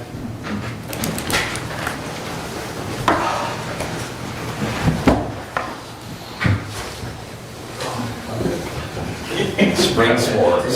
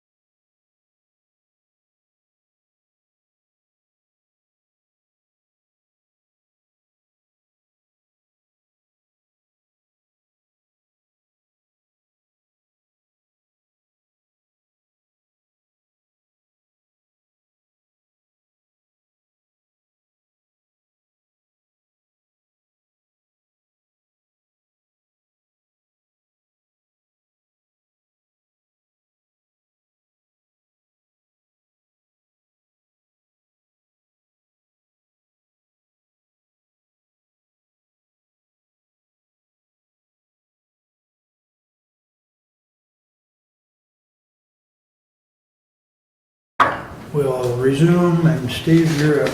Okay, thank you for that break, first of all. Okay, I have a resolution brought before you once again. It has been amended, and I will read forward. A resolution from Hillsdale County expressing support for the Citizens for Local Choice ballot initiative, which seeks to amend the Clean and Renewable Energy and Energy Waste Reduction Act to repeal Part 8 as added by Public Act 233 of 2023 in an effort to restore local control for wind and solar operations. Whereas the ability of local jurisdictions to determine for themselves which projects should and should not be in their local communities, what plans are best and reasonable for each neighborhood, rather than these decisions be forced onto counties without their best interest at hand. And whereas the legislature of the state of Michigan has passed and the governor has signed House Bill 5120, now Public Act 233 of 2023, that strips away local community control on these issues and places the control within the Michigan Public Service Commission. And whereas Hillsdale County will protect our community's land from MPSC and special interests trying to strip away local control within legal limits.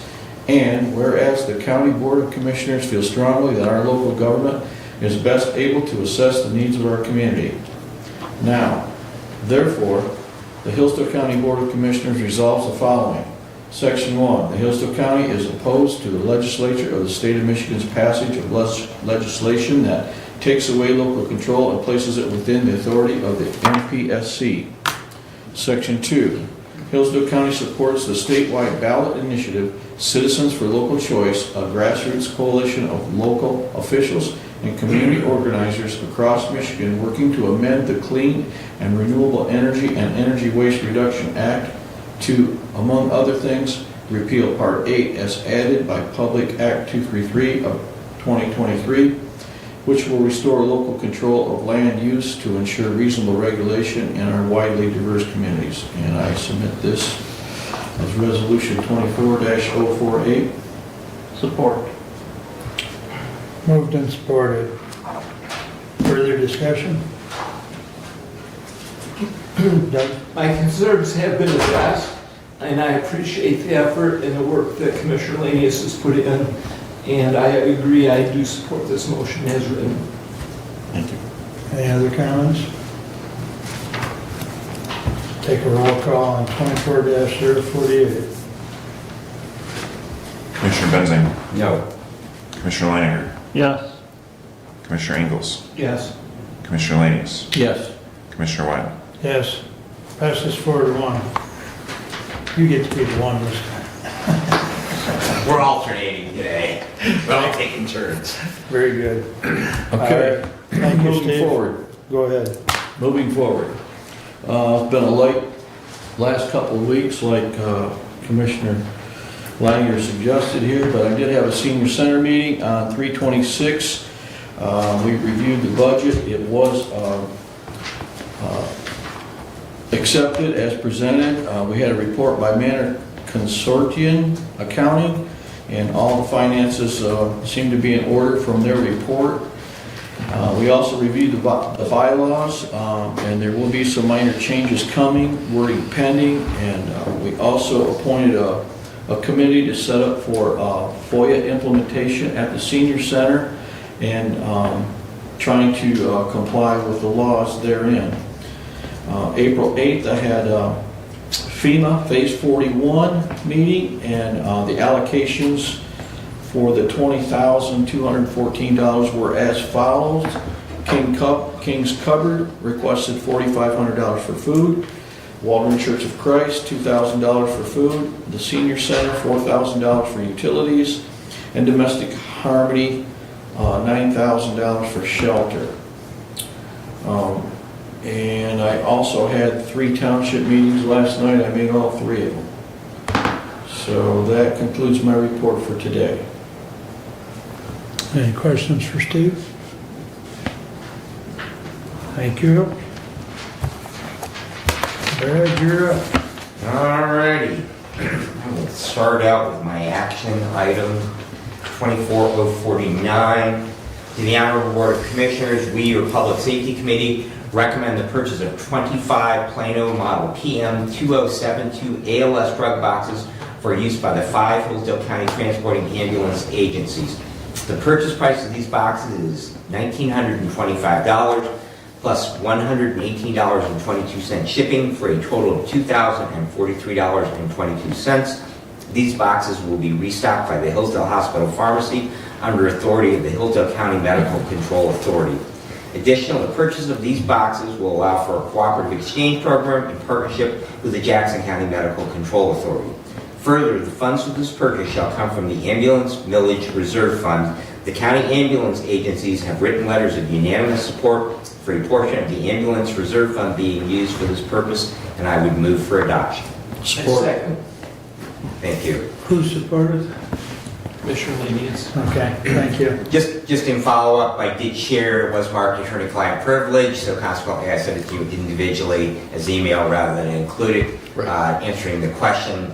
But basically, Mr. Thompson said this is an appropriate use for the funds, and and yes, we can directly make the payment to the hospital.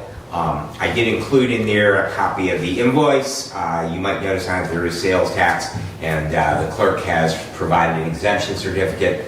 If we go forward with this today, then that exemption certificate will go along with the check for the purchase of it, so that we don't have the sales tax amount included in it. And I would be happy to answer any questions. Questions? Commissioner, I'm still a no. We provide almost 1.7 million to the ambulance agencies from the ambulance millage already. I think they've got the funds to be able to pay for this. We provide them funds for operating and funds for capital. So I'll be voting no on this resolution. And if I might speak to that, the funds are a restricted use fund. We can only use them for it. So we have collected these dollars. They are dollars in the bank. It's not that we are going to reduce taxes by any amount. These are taxes that we have collected. They're in the bank, much like many of the other allocated millages. And so, to the Commissioner, I fully respect your point on that. I don't disagree that we provide, a significant, if you look at, in fact, I was just recently looking back at the history of the ambulance millage in the county, and both the rate and the amount of dollars that collects compared to 20, 25 years ago. It's been going on for quite a while. But at the end of the day, these dollars can only be used for EMS services. However, we, the Board of Commissioners, choose to allocate those dollars, and so simply, this is an allocation. But the last contract that we entered into with those ambulance agencies, we set the county's allocation amount to a specified dollar amount.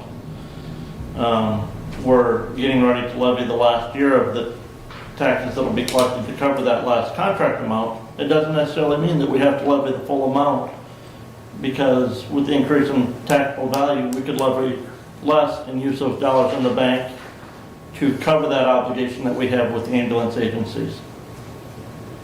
So just because we have collected that in the past doesn't mean that we need to levy that full amount this next year. How much money is in the reserve fund? Do you know? I can't answer that. Depending on if we're talking about capital improvement fund or overall fund, because Yes. we have those funds set aside Right. because they came from two different sources. Correct. Right. And so this resolution doesn't specify, is it coming from the operational expense or from the capital expense? That's another potential issue with the resolution, as to where is that coming from, because those are two separate millage levy funds. Well, is the reserve fund broke out, or is it one lump sum? I believe that the reserve fund is just one account. That was my understanding on the reserve. So, it's not general fund dollars. Right. Correct, it's not. And it's ear tag, as Commissioner indicated, for EMS services. So, anything else? A roll call vote, please. Commissioner Leininger. No. Commissioner Ingalls. Yes. Commissioner Lanius. Yes. Commissioner Wiley, Yes. Commissioner Benson. Yes. Passes 4-1. You are alternating, aren't you? We are. Thank you, Commissioner. I appreciate Thank your you. help. Please continue. Just following up, Commissioner Weiner had asked at our last meeting regarding the OSHA requirement. I did pass that along to him regarding employees being trained in CPR and first aid. The site on that is OSHA Rule 1910.151B. But regardless of that, the county does have a policy which we passed by resolution that says that all employees will be trained in those things, which is just simply echoing what that OSHA regulation does state. I did communicate with the sheriff this morning. As of this morning, we had 79 inmates in the jail. So again, we are full out there, and I'm trying to have a number for you at each of our meetings so we can kind of keep a handle on that. The new county EMS protocols did go into effect as of April 1st. Community Corrections Board will meet Wednesday, April the 10th at 5 p.m. They will hear a presentation on the grant renewal. That will be with the new state budget, which those dollars come in October 1. And so they are a state fiscal year. And so we will hear an update that and about the program to date. County Security Committee, as Commissioner Ingles already indicated, will be this Friday, the 12th. I unfortunately will be unable to be there. That date was a rescheduled date, and I had already committed to be at an EMS Instructors Conference at Western Michigan University, and so consequently I will be visiting my alma mater. Management Personnel Committee will meet on April the 16th to hear an appeal of an employee grievance from the public safety sector. And the 911 Board, ETSB, meets on April the 17th. And there will be a Skywarn weather spotter training on April the 22nd at Central Dispatch at 6 p.m. We'll be in the conference room there. It is open to the public. If you are interested or know of anyone who might be interested in doing that, being trained by the National Weather Service as a weather spotter, just reach out to Director Whitaker. He can get you on the enrollment list for that. I know my wife and I did that a few years ago. It's kind of interesting to learn how the different clouds look. And also, prior to that, Richard Zimmer, who is our longtime Deputy Director of Emergency Management, has worked at 911. There will be a retirement recognition for him prior to that 6 p.m. training. And that concludes my report, just starting up the meeting cycle for the month, and I would be happy to answer any questions. The date again on the sky warning? I'm sorry? The sky warning date? April the 22nd. Thank you. Yes. Any further questions for Dave? Okay, thank you. All right. We will get back here to the action items that I have.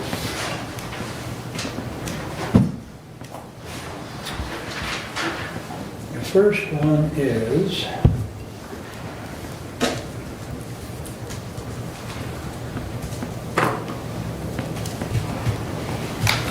that was weird. The whole thing reloaded on me. I'll try that again. All right, Hillsdale County Board of Commissioners, resolution number 24-050. Resolution authorizing the millage election to renew the expiring Hillsdale County Medical Care Facility millage and certifying ballot language. Whereas the Hillsdale County Department of Health and Human Services Board has requested a Hillsdale County Medical Care Facility millage renewal proposal be placed on the August 2024 primary ballot to levy up to the same level as approved by the voters in 2018. And whereas the Board of Commissioners for the County of Hillsdale seeks to have the voters of the county determine whether or not they desire to continue to raise funds for the purpose of funding for maintaining county facilities and services at Hillsdale County Medical Care Facility. Now, therefore, be it resolved as follows. 1, the following proposal be submitted to the qualified voters for the County of Hillsdale at the primary election to be held on said in said county on Tuesday, August 6, 2024.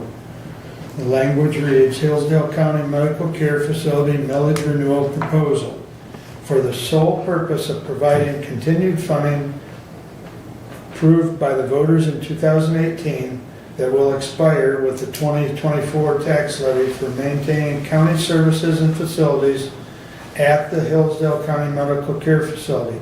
Shall the constitutional limitation upon the total amount of taxes which may be assessed in 1 year upon all property within the county of Hillsdale,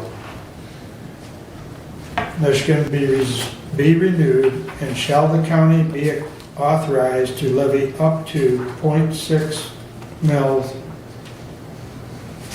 and it's in parentheses, 0.6 per 1,000 of taxable value per year for a period of 6 years, 2025 through 2030 inclusive of. If approved, levied in full, this millage will raise an estimated total of $1,162,000 for Hillsdale County Medical Care Facility services and facilities in the first calendar year of the levy based on taxable value. As required by state law, a small portion of the millage may be dispersed to the downtown development authorities of the cities of Jonesville, Litchfield, the local development finance authorities of the city of Jonesville and the village of Camden, and the tax increment finance authorities of the cities of Hillsdale, Litchfield, and Reading. Support. Thank you.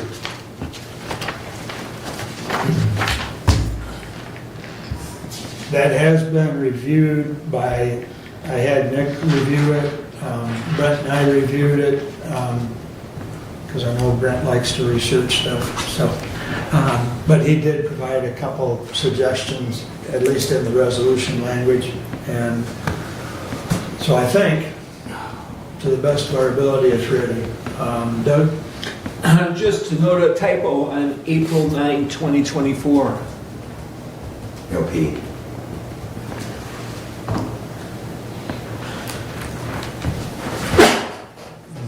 That one alone. Okay. You didn't finish reading the second, third, and fourth points.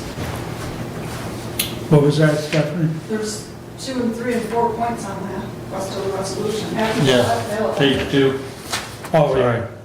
You are correct. Brent got tired of me reading.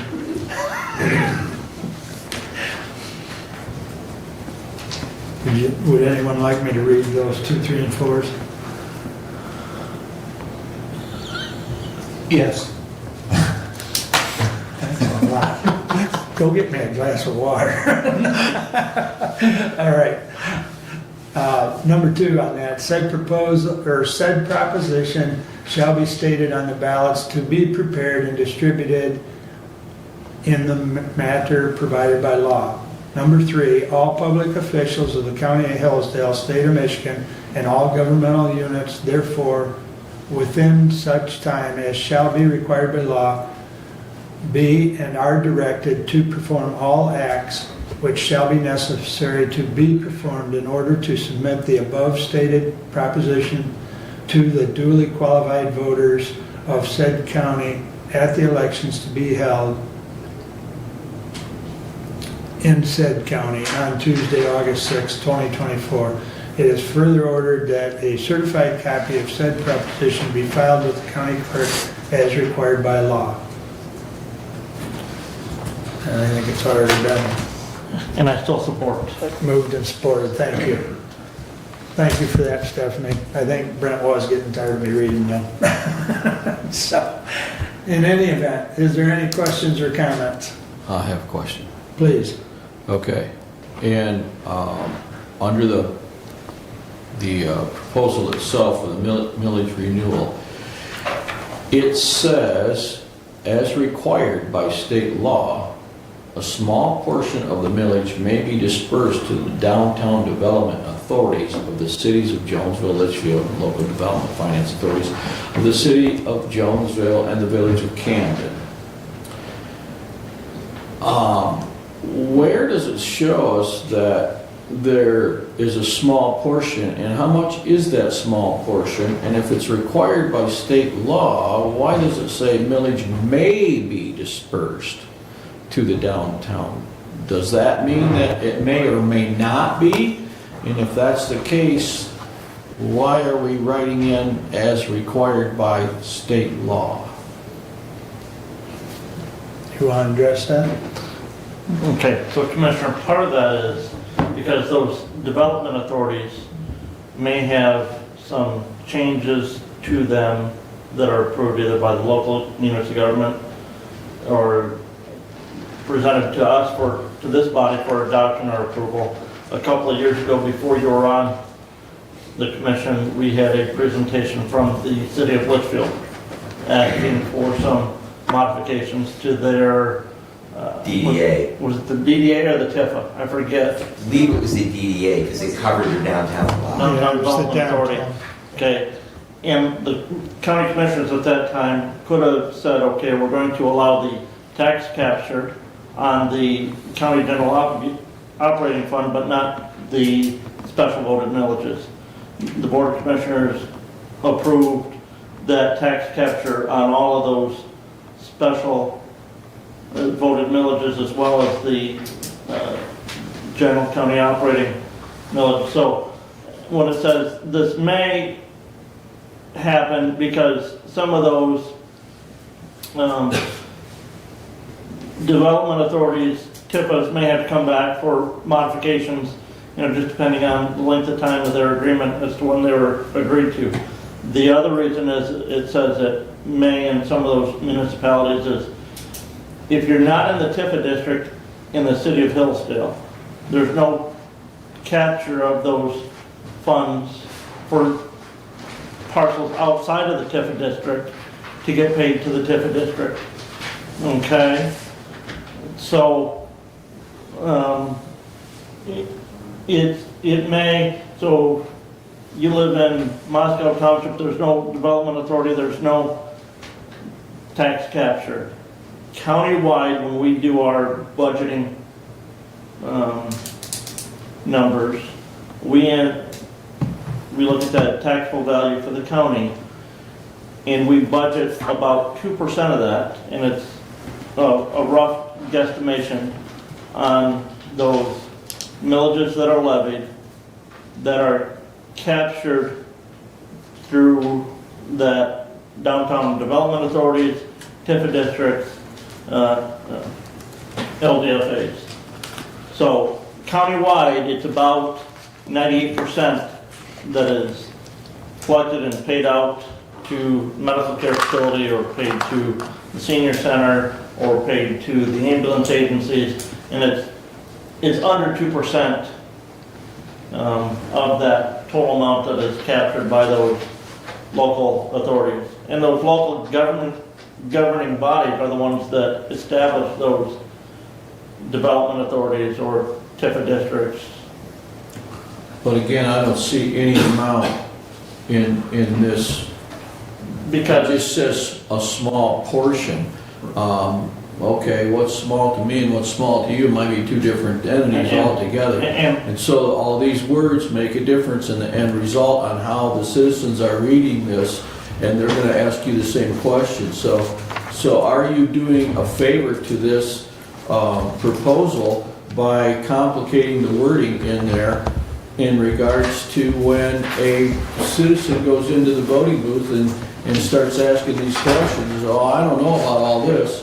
So are you doing a disservice to the medical care facility by adding that wording into this proposal? Because most of the constituents that walk into that voting booth are going to be confused about that, and that may persuade their vote to say no, when in fact they really wanted to say yes, but they didn't know about that. Because the local units of government that have established those districts, and this Board of Commissioners has allowed them to capture their portion on any special voted millages, that language is required to be part of the ballot language presented to the voters. And that portion that's captured varies from one parcel to the next. It depends on what that parcel has increased from, as far as taxable value from when that development authority was established. Because it's that increase in taxable value that those funds are what are diverted into the development authority or the TIFA district. Okay, so having said all that, again, I gotta go back to the individual that walks into the ballot box and reads that proposal, and then at the top, it says County Medical Care Facility Millage Renewal Proposal. So in its title block, I say, oh, okay, this is for the medical care facility. I say it's a good thing, and then I start reading it, and I see down here, oh, some of the money can go for this and this and this and this. Oh, well, it doesn't say how much, it just says a small portion of the millage. As a voter, now I'm led to believe that some of this money that I'm thinking goes to the medical care facility goes to some other allocation fund, and so I'm going to say no. So now you have done a disservice to the medical care facility in their millage renewal proposal because there is no value assigned to a small portion. There's no way to do that small value, Commissioner, because that changes every year and it changes by jurisdiction. So then I gotta say that would be a whole separate proposal in separating that out from the medical care facility. Well, if you want that proposal to be for the medical care facility, then make it just that. This is You the can't- same ballot language that they used previously. Doesn't mean it was right the last time. It was vetted by the attorneys. Commissioner, you cannot break that out because the county, in other action, has agreed to let these local units of government capture Part of a that. portion of those special voted villages. Okay, Okay, so again, the last one that we had was from the city of Litchfield and their Okay. downtown development authority. So the only way to avoid that is for this county and the board of commissioners in the future to not allow that capture on those special voted villages. But because we've already done that, we cannot go back and change those agreements with those local units of government. okay. I can't say that I disagree or I agree. What I am telling you is how this is perceived when a constituent walks in the ballot box and reads this, okay? And that could be a detrimental to the success or the failure of this very proposal. Right, and nobody outside the city of Hillsdale contributes with their tax dollars to the city of Hillsdale's downtown development authority. It's just those parcels that are in that TIFA district that contribute to Okay. that. And it's the same thing with the village of Camden. It's the same thing with the city of Jonesville, the city of Reading, the city of Litchfield. It's only those parcels that are in that district where that tax capture occurs. Everything else from all the other municipalities that don't have those types of districts, that is all paid to the medical care facility. So the only thing I'm going to suggest to you is that you're going to be a busy guy explaining that at the voting booth when all the constituents have that question and whether they're going to vote yes or no on that. And what I'm trying to propose to you is that, you know, and I've said this 100 times and I'll say it another 100 times, words have meaning, and when you write them down on paper, now they have power. Okay? So the language in this, I cannot support this because of the language in it, and I've just explained my position on it. And by having all that in there, I think, in my honest opinion, you are doing a disservice to the medical care facility in the proposal for the millage renewal. I'll leave my argument at that. Well, I think, you know, ballot proposals are meant to be fairly short and concise. And if you were to include all the language of the statute that covers the TIFAs and such, I understand. this thing would end up Yeah, being 3 it would- pages long I or more. understand. Yeah, I do believe Commissioner, or Deputy Clerk could correct me if I'm wrong or not, but that ballot language must be less than 100 words. That's my understanding. I think there is a limit to that. There's a 100 word limit. Yep. So, So again, you know, I'm gonna reiterate, you said no when you really mean yes? Mr. Chair, yes, ma'am. I believe the village of Camden no longer has an LDVA.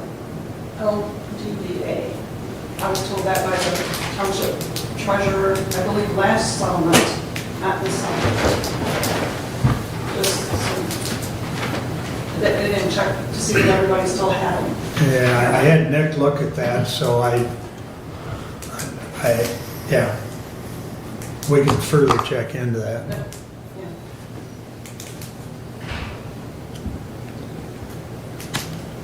When is this language required? I think it's May 14th. Yeah. First- May. yeah. Yeah.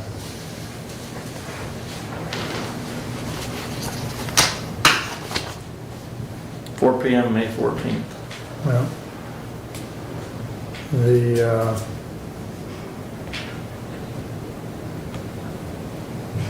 what are you thinking, that we should hold off until we verify the village I'm of thinking Camden? if it's not written right, it's tough to move on. right? Well, it's- Well, Commissioner, as far as that language, there'll be no change, Yeah. other than if the city or the village of Camden doesn't have that authority. But that other language is consistent with every other ballot and millage issue that's going to be approved. And that language isn't what I'm questioning.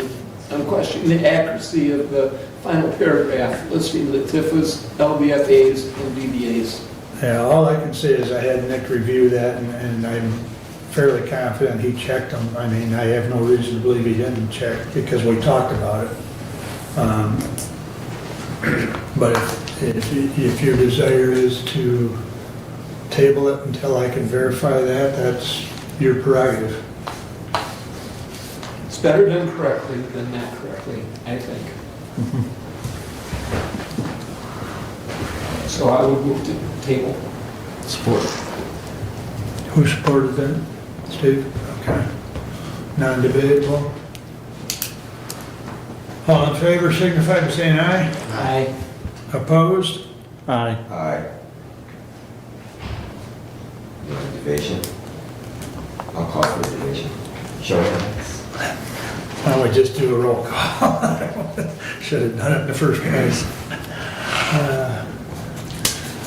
Commissioner Lanius, this is a motion to table. Yes. Commissioner Wiley, No. Commissioner Benzing, No. Commissioner Leininger, No. Commissioner Ingles. Yes. Motion to table fails 3-2. I just sent the Camden Village Clerk a text. I don't know if I'll get an answer or not asking that question. Well, I mean, regardless if they do or don't, I mean, it's going to be verified at tax collection time, and if they are not eligible, they won't be issued the money. Nick, you have the answer. Am I late? No, you're No. We're still into the discussion on it. Village of Camden is a question. I Yes. have not seen notice. The county, I would assume, would get notice if there was any dismantlement with LDFA. There's your answer. I was told by the treasurer that they didn't. I was told that they were looking into disbanding until they officially give notification. Okay, We go with that. Thank you. very good. Thank you. That answers that. It's a good thing the motion to table fails. No, it could be taken from the table any time. Pardon me? It could be taken from the table. Well, that is true. It could be removed and brought right back. So, all right. Further discussion on the motion at hand. Hearing none, we'll do a roll call on 24-050. Commissioner Ingles, Yes. Commissioner Lanius, Nope. Commissioner Wiley, Yes. Commissioner Benzing, Yes. Commissioner Leininger. Yes. Passes 4-1. Thank you. It was your turn. It's my turn. Exactly. It's Doug's turn next. All right, resolution 24-051.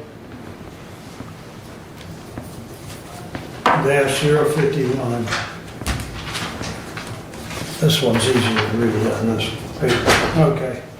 To the Honorable Board of Commissioners, whereas effective September 26, 2023, the County of Hillsdale entered into agreement for election services with the townships of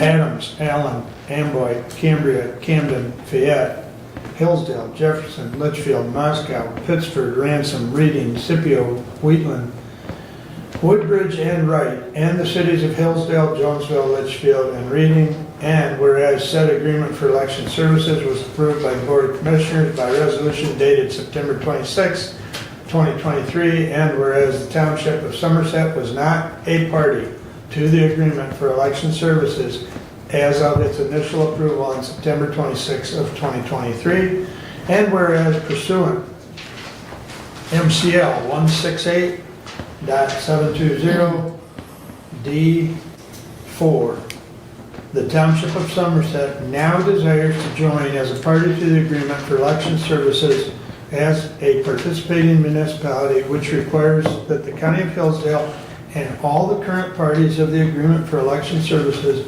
approve an amendment to the agreement for election services to add the Township of Somerset as a party. Now therefore be it resolved that the Hillsdale County Board of Commissioners does hereby approve the amendment of the agreement for election services dated September 26, 2023 to add the Township of Somerset as a participating municipality.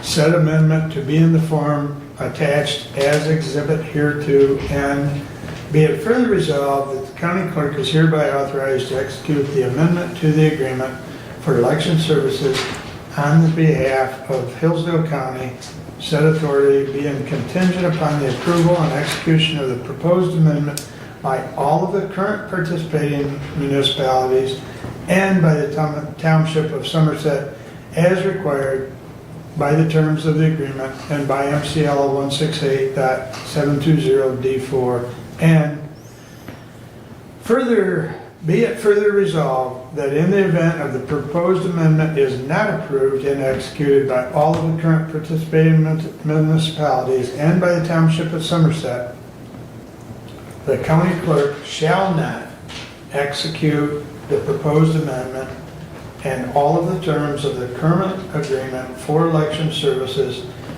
shall remain in full force and effect. Respectfully submitted for adoption. I second. Thank you. Discussion?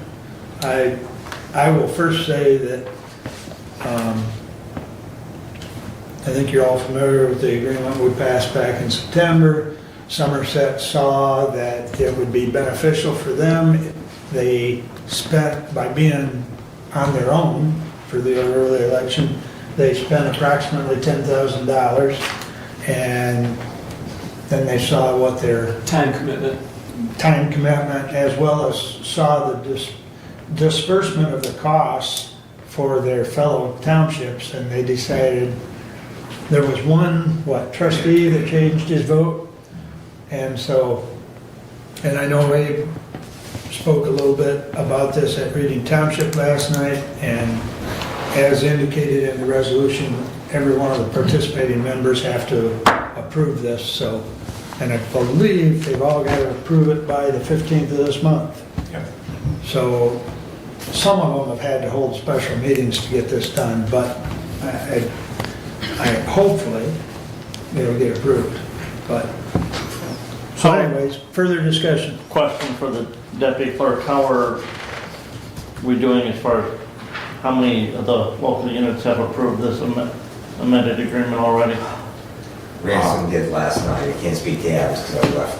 Yeah, I mean, most of them are this week, and I was only at Reading Township last night, so I really don't know where we stand, but there were some special meetings the week before that everyone has passed it up to this point that I'm aware of. And Somerset is holding their meeting, special meeting. It started at 10, I believe.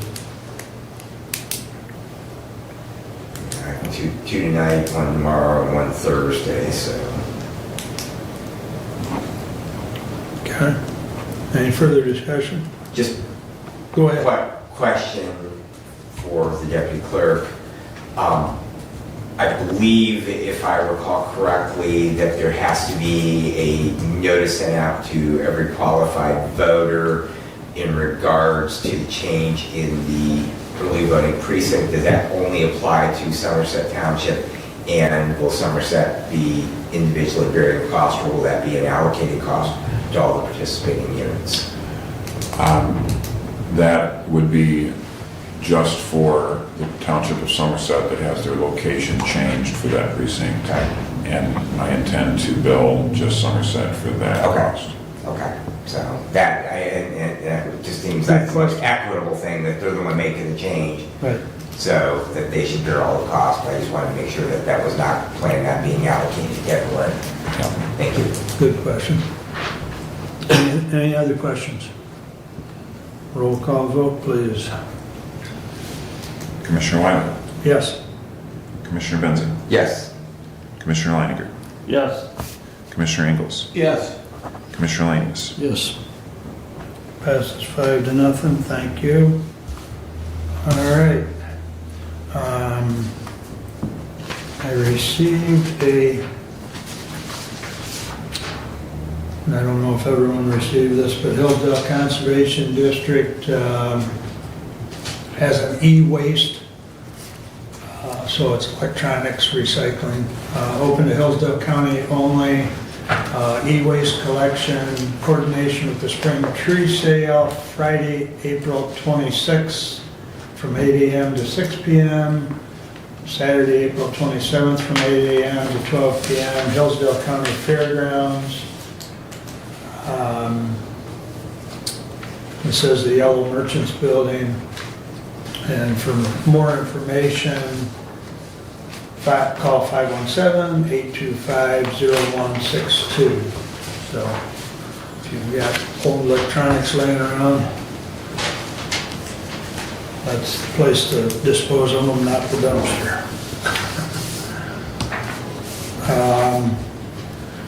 The other thing, the department head meeting that Brad and I were attending on 3/29, and I know the question was raised, these are recorded, and David was going to make a place to be able to look or click on them. I'm not sure. I'll double check with him after the meeting and see if he said that recording is too big of a file to send out, but he would make it accessible for us to click on to whomever wants to listen to that. This particular meeting was probably, 45 minutes or some such. And we did talk about policies, particularly the purchase policy. We, talked about policies in general, and I had Dave also discuss where they're accessible, during the meeting, so that all those in attendance, understood our concern or interest. Friend of the court has their new flooring, their new carpeting, and I would strongly encourage you. They've also partitioned off the basement into offices instead of having those temporary partitions. So they're actually sealed offices. I don't know if sealed's the right word, but private. So they're able to work with clients now with better confidentiality. They've also created a secure room for storage of files, which is something that would have been in violation for years. So the work that's been done out there was long overdue, and I would strongly encourage any of you to get a hold of Shayla, and it really looks good. And I know they're, in talking to Randy, they're talking about doing maybe some rooms upstairs yet. There is some tile work in one of the restrooms that the tile has come loose, but it's still usable. But that's going to be addressed in the near future. So, but I would encourage you to go take a look at it. It really turned out nice. So, opioid meeting tomorrow. We've got a couple things, and I see I've got an email from Chris that sits on the committee. Did you get the new appointee notified, or did someone notify her? You had indicated you were I had gonna follow. asked Chris to get her email to the IT department so that she could be included in that, and I guess, I'm not sure if that's, Would you please follow up on that for me? Yeah.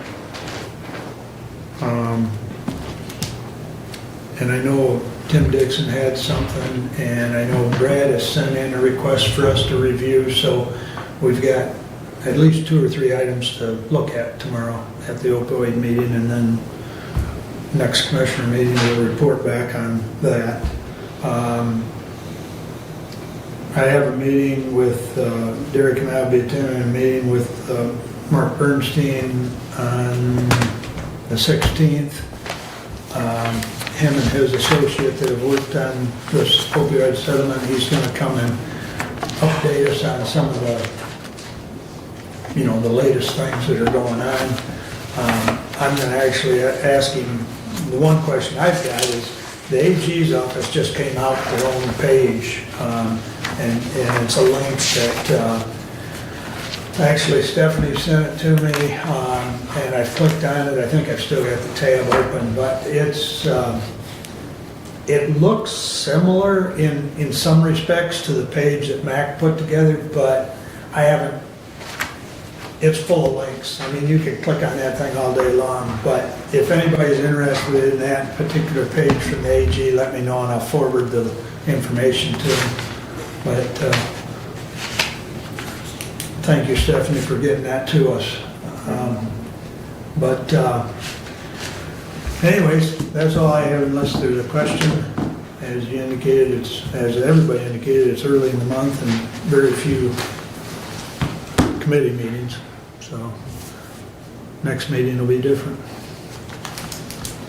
All right. Thank you. Public comment. Anyone? Kelly? Yeah. Good morning. Good morning. I have quite a few things, so I'm going to talk real quick. First, I want to just remind everybody, millages, I feel when they end, they shouldn't be sustainable money. There's no guarantee that just because they're ending, they should get it again. I would think over that time period, they would try to find a way to sustain their own programs and buildings and businesses. I think that would be transparent. I've come to the podium numerous times about the Lifeways and the health department building. We've had lots of questions. I still question after today, especially when it's stated that after the Lifeways building is paid off, it is the ownership of Lifeways. So the health department building was obviously paid off and all of a sudden a county building. We aren't charging any rent for that being a county building for 20 years. So I still have yet to have the answer. Is that the payoff for the purchase to the county to buy that building? Is that the dirty little agreement? I'd like to know that because there's something called a special agreement. And now, of course, Lifeways is going to get a new building. They're asking for county bonds again. Does the public get to vote on that? So we sold a district court building. Now we have a courthouse staff that has really no plan. You guys have thrown it all over. I've seen Benzing throw a $10,000 plan on the floor and say he's going to vote no to it. Doug went to the effort to have that drawn up for whatever money. We're not using that. We're all over the place on this stuff. Then, we talked about the importance of the history of our courthouse roof, and then Branch County's new building wasn't appealing, so we didn't want that. Sold the district court. I find that shameful before we even know where our staff's going. I think our county staff is grossly underpaid, and I'm going to bite myself for this one. 79 inmates at the jail. I personally think that if you've got 79 inmates in the jail, why are we worried about Lifeways? Why aren't we building a new jail, a new friend of the court, and how about a new courthouse? That's just me. I think you guys can do better. I watched you guys table something today, then resort back because it didn't go your way. As a citizen, I'm disgusted in all of you. Minus maybe 2. That's what I'm going to say. But I think you guys need to do better because if it's confusing for me, and I get up every day and come to these meetings, make the effort, I think you guys owe it to the citizens to make it, like Brad says, well, I don't even know that amount. Bring the amounts to the tables. Let us know exactly what the specifics are. Please, that's all we're asking. But these buildings out on Care Drive, that's a shit show. I'm just gonna say it, it's crazy. It doesn't need to be. Let's tally it up and do the right thing. Thank you. Thank you. Anyone else wish to address the board? Bob, how are you today? I'm doing, sir. Good, How are you today? good, thank you. All right. Well, I had to, I guess, she called it out, shit show. Sorry. But again, the question is the fluff. I mean, it's absolutely a fluff. The 100-word issue, I've listened to Brad, I've listened to Doug, I've listened to several others speaking on, subjects that really doesn't give a full explanation to the public, and really we need to know. I mean, it seems like it's a con, and everything about Hillsdale County is becoming a con. I don't know why it is you guys can't straighten it out with the public, letting them know exactly what the fluff is. I guess it's just unnecessary, totally unnecessary. Absolutely, with district court when it was sold, and there wasn't a place for them to go, I certainly don't understand that, unless you're trying to, trigger another millage, which I understand is going to be happening. I don't see it being a good thing. Other than that, Abe, you happened to make a good comment on your behalf towards Senator Lindsay. I think, the question is how many records have actually been moved, out of the clerk's office during a certain period of time that there was no one allowed to make, cameras and film inside the circuit court. I think that needs to be brought up as well. As far as anything else that's going on in this county, it really is getting to be a sham, and there's a lot of people without, seriously without. How many do you see in these bread lines coming up wanting to get food? I've done it now. It's a horrible thing to be around. But I hope you guys can be, more responsible. And Mr. Lanius, thank you very much for gesturing on the fact that the language needs to be altered and changed so it's definite to the series of what the people are interested in, and not something that is going to be later on, well, we added this to it, or we have this in here, so that's the law. We need to be very clear about everything that's being said. Mark, thank you for, what about that game of tennis? The what? The game of tennis. You. I gotcha. Good story. I gotcha. Thank you. Okay. Anyone else wish to address the board at this time? Thank you for coming. Additional business, Brent? Pardon me? None. None? Steve? Yeah, I got a little bit to say. Kind of disappointed in our president stopping the support for Israel. I think that was a bad move on his part. I don't believe it represents the general consensus of the country. And so I would encourage prayer for our leadership as well as our county and all the employees of our county, and pray for the Lord to intervene and keep us safe and do the right thing. That's all I got. Okay, thank you. Brad? I think I'm good. Thank you. Doug? None. I have one thing, and it was talked about a little bit at the department head meeting about the fact that we don't have a drug-free workplace policy. So I would like to turn that over to perhaps the security committee or the judicial committee to at least draft. I believe we have that. We did discuss, and there was email back and forth on that, and I do believe that we do have that in place. It's part of our employee handbook. Yes, well, I'm quite sure that's incorporated as. Yes. Yeah. Because I wrote it There's a down as provision in something. there that in regards to some areas may require drug testing, and then there is a provision if someone is involved in an incident, they may be required, because I recall Commissioner Weiner is actually putting out that it shouldn't be may be required, it shall be required. on an injury. Correct. Yes. So I believe that we do have that So we addressed. have enough addressed that we could say we have a drug-free I week? believe we have it in place because the rationale has always been that for federal grants, we have to have that in place. And that's Correct. why we have had it in our employee handbook for a considerable amount of time. Let me see here. So, going backwards, we've got the inclement weather policy, the separation checklists.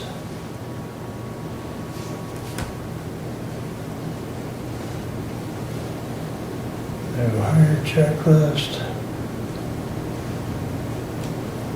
See, I didn't, if someone would like to assist me on that, because I could not find a specific policy that, you know, that addresses it clearly.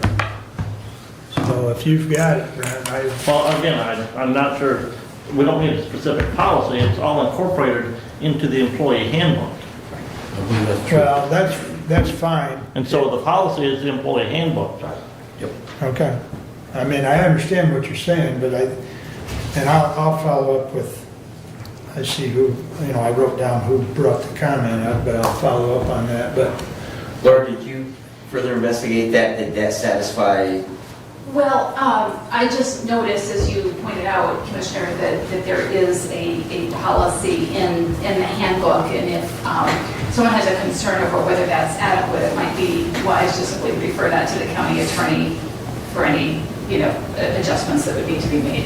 Okay. But I think it covers the main points. I say this without any kind of expert opinion on it, but. You know. okay. And I guess that my answer to you about referring to the county attorney, the handbook was constructed by the county employment attorney. Right. So Okay.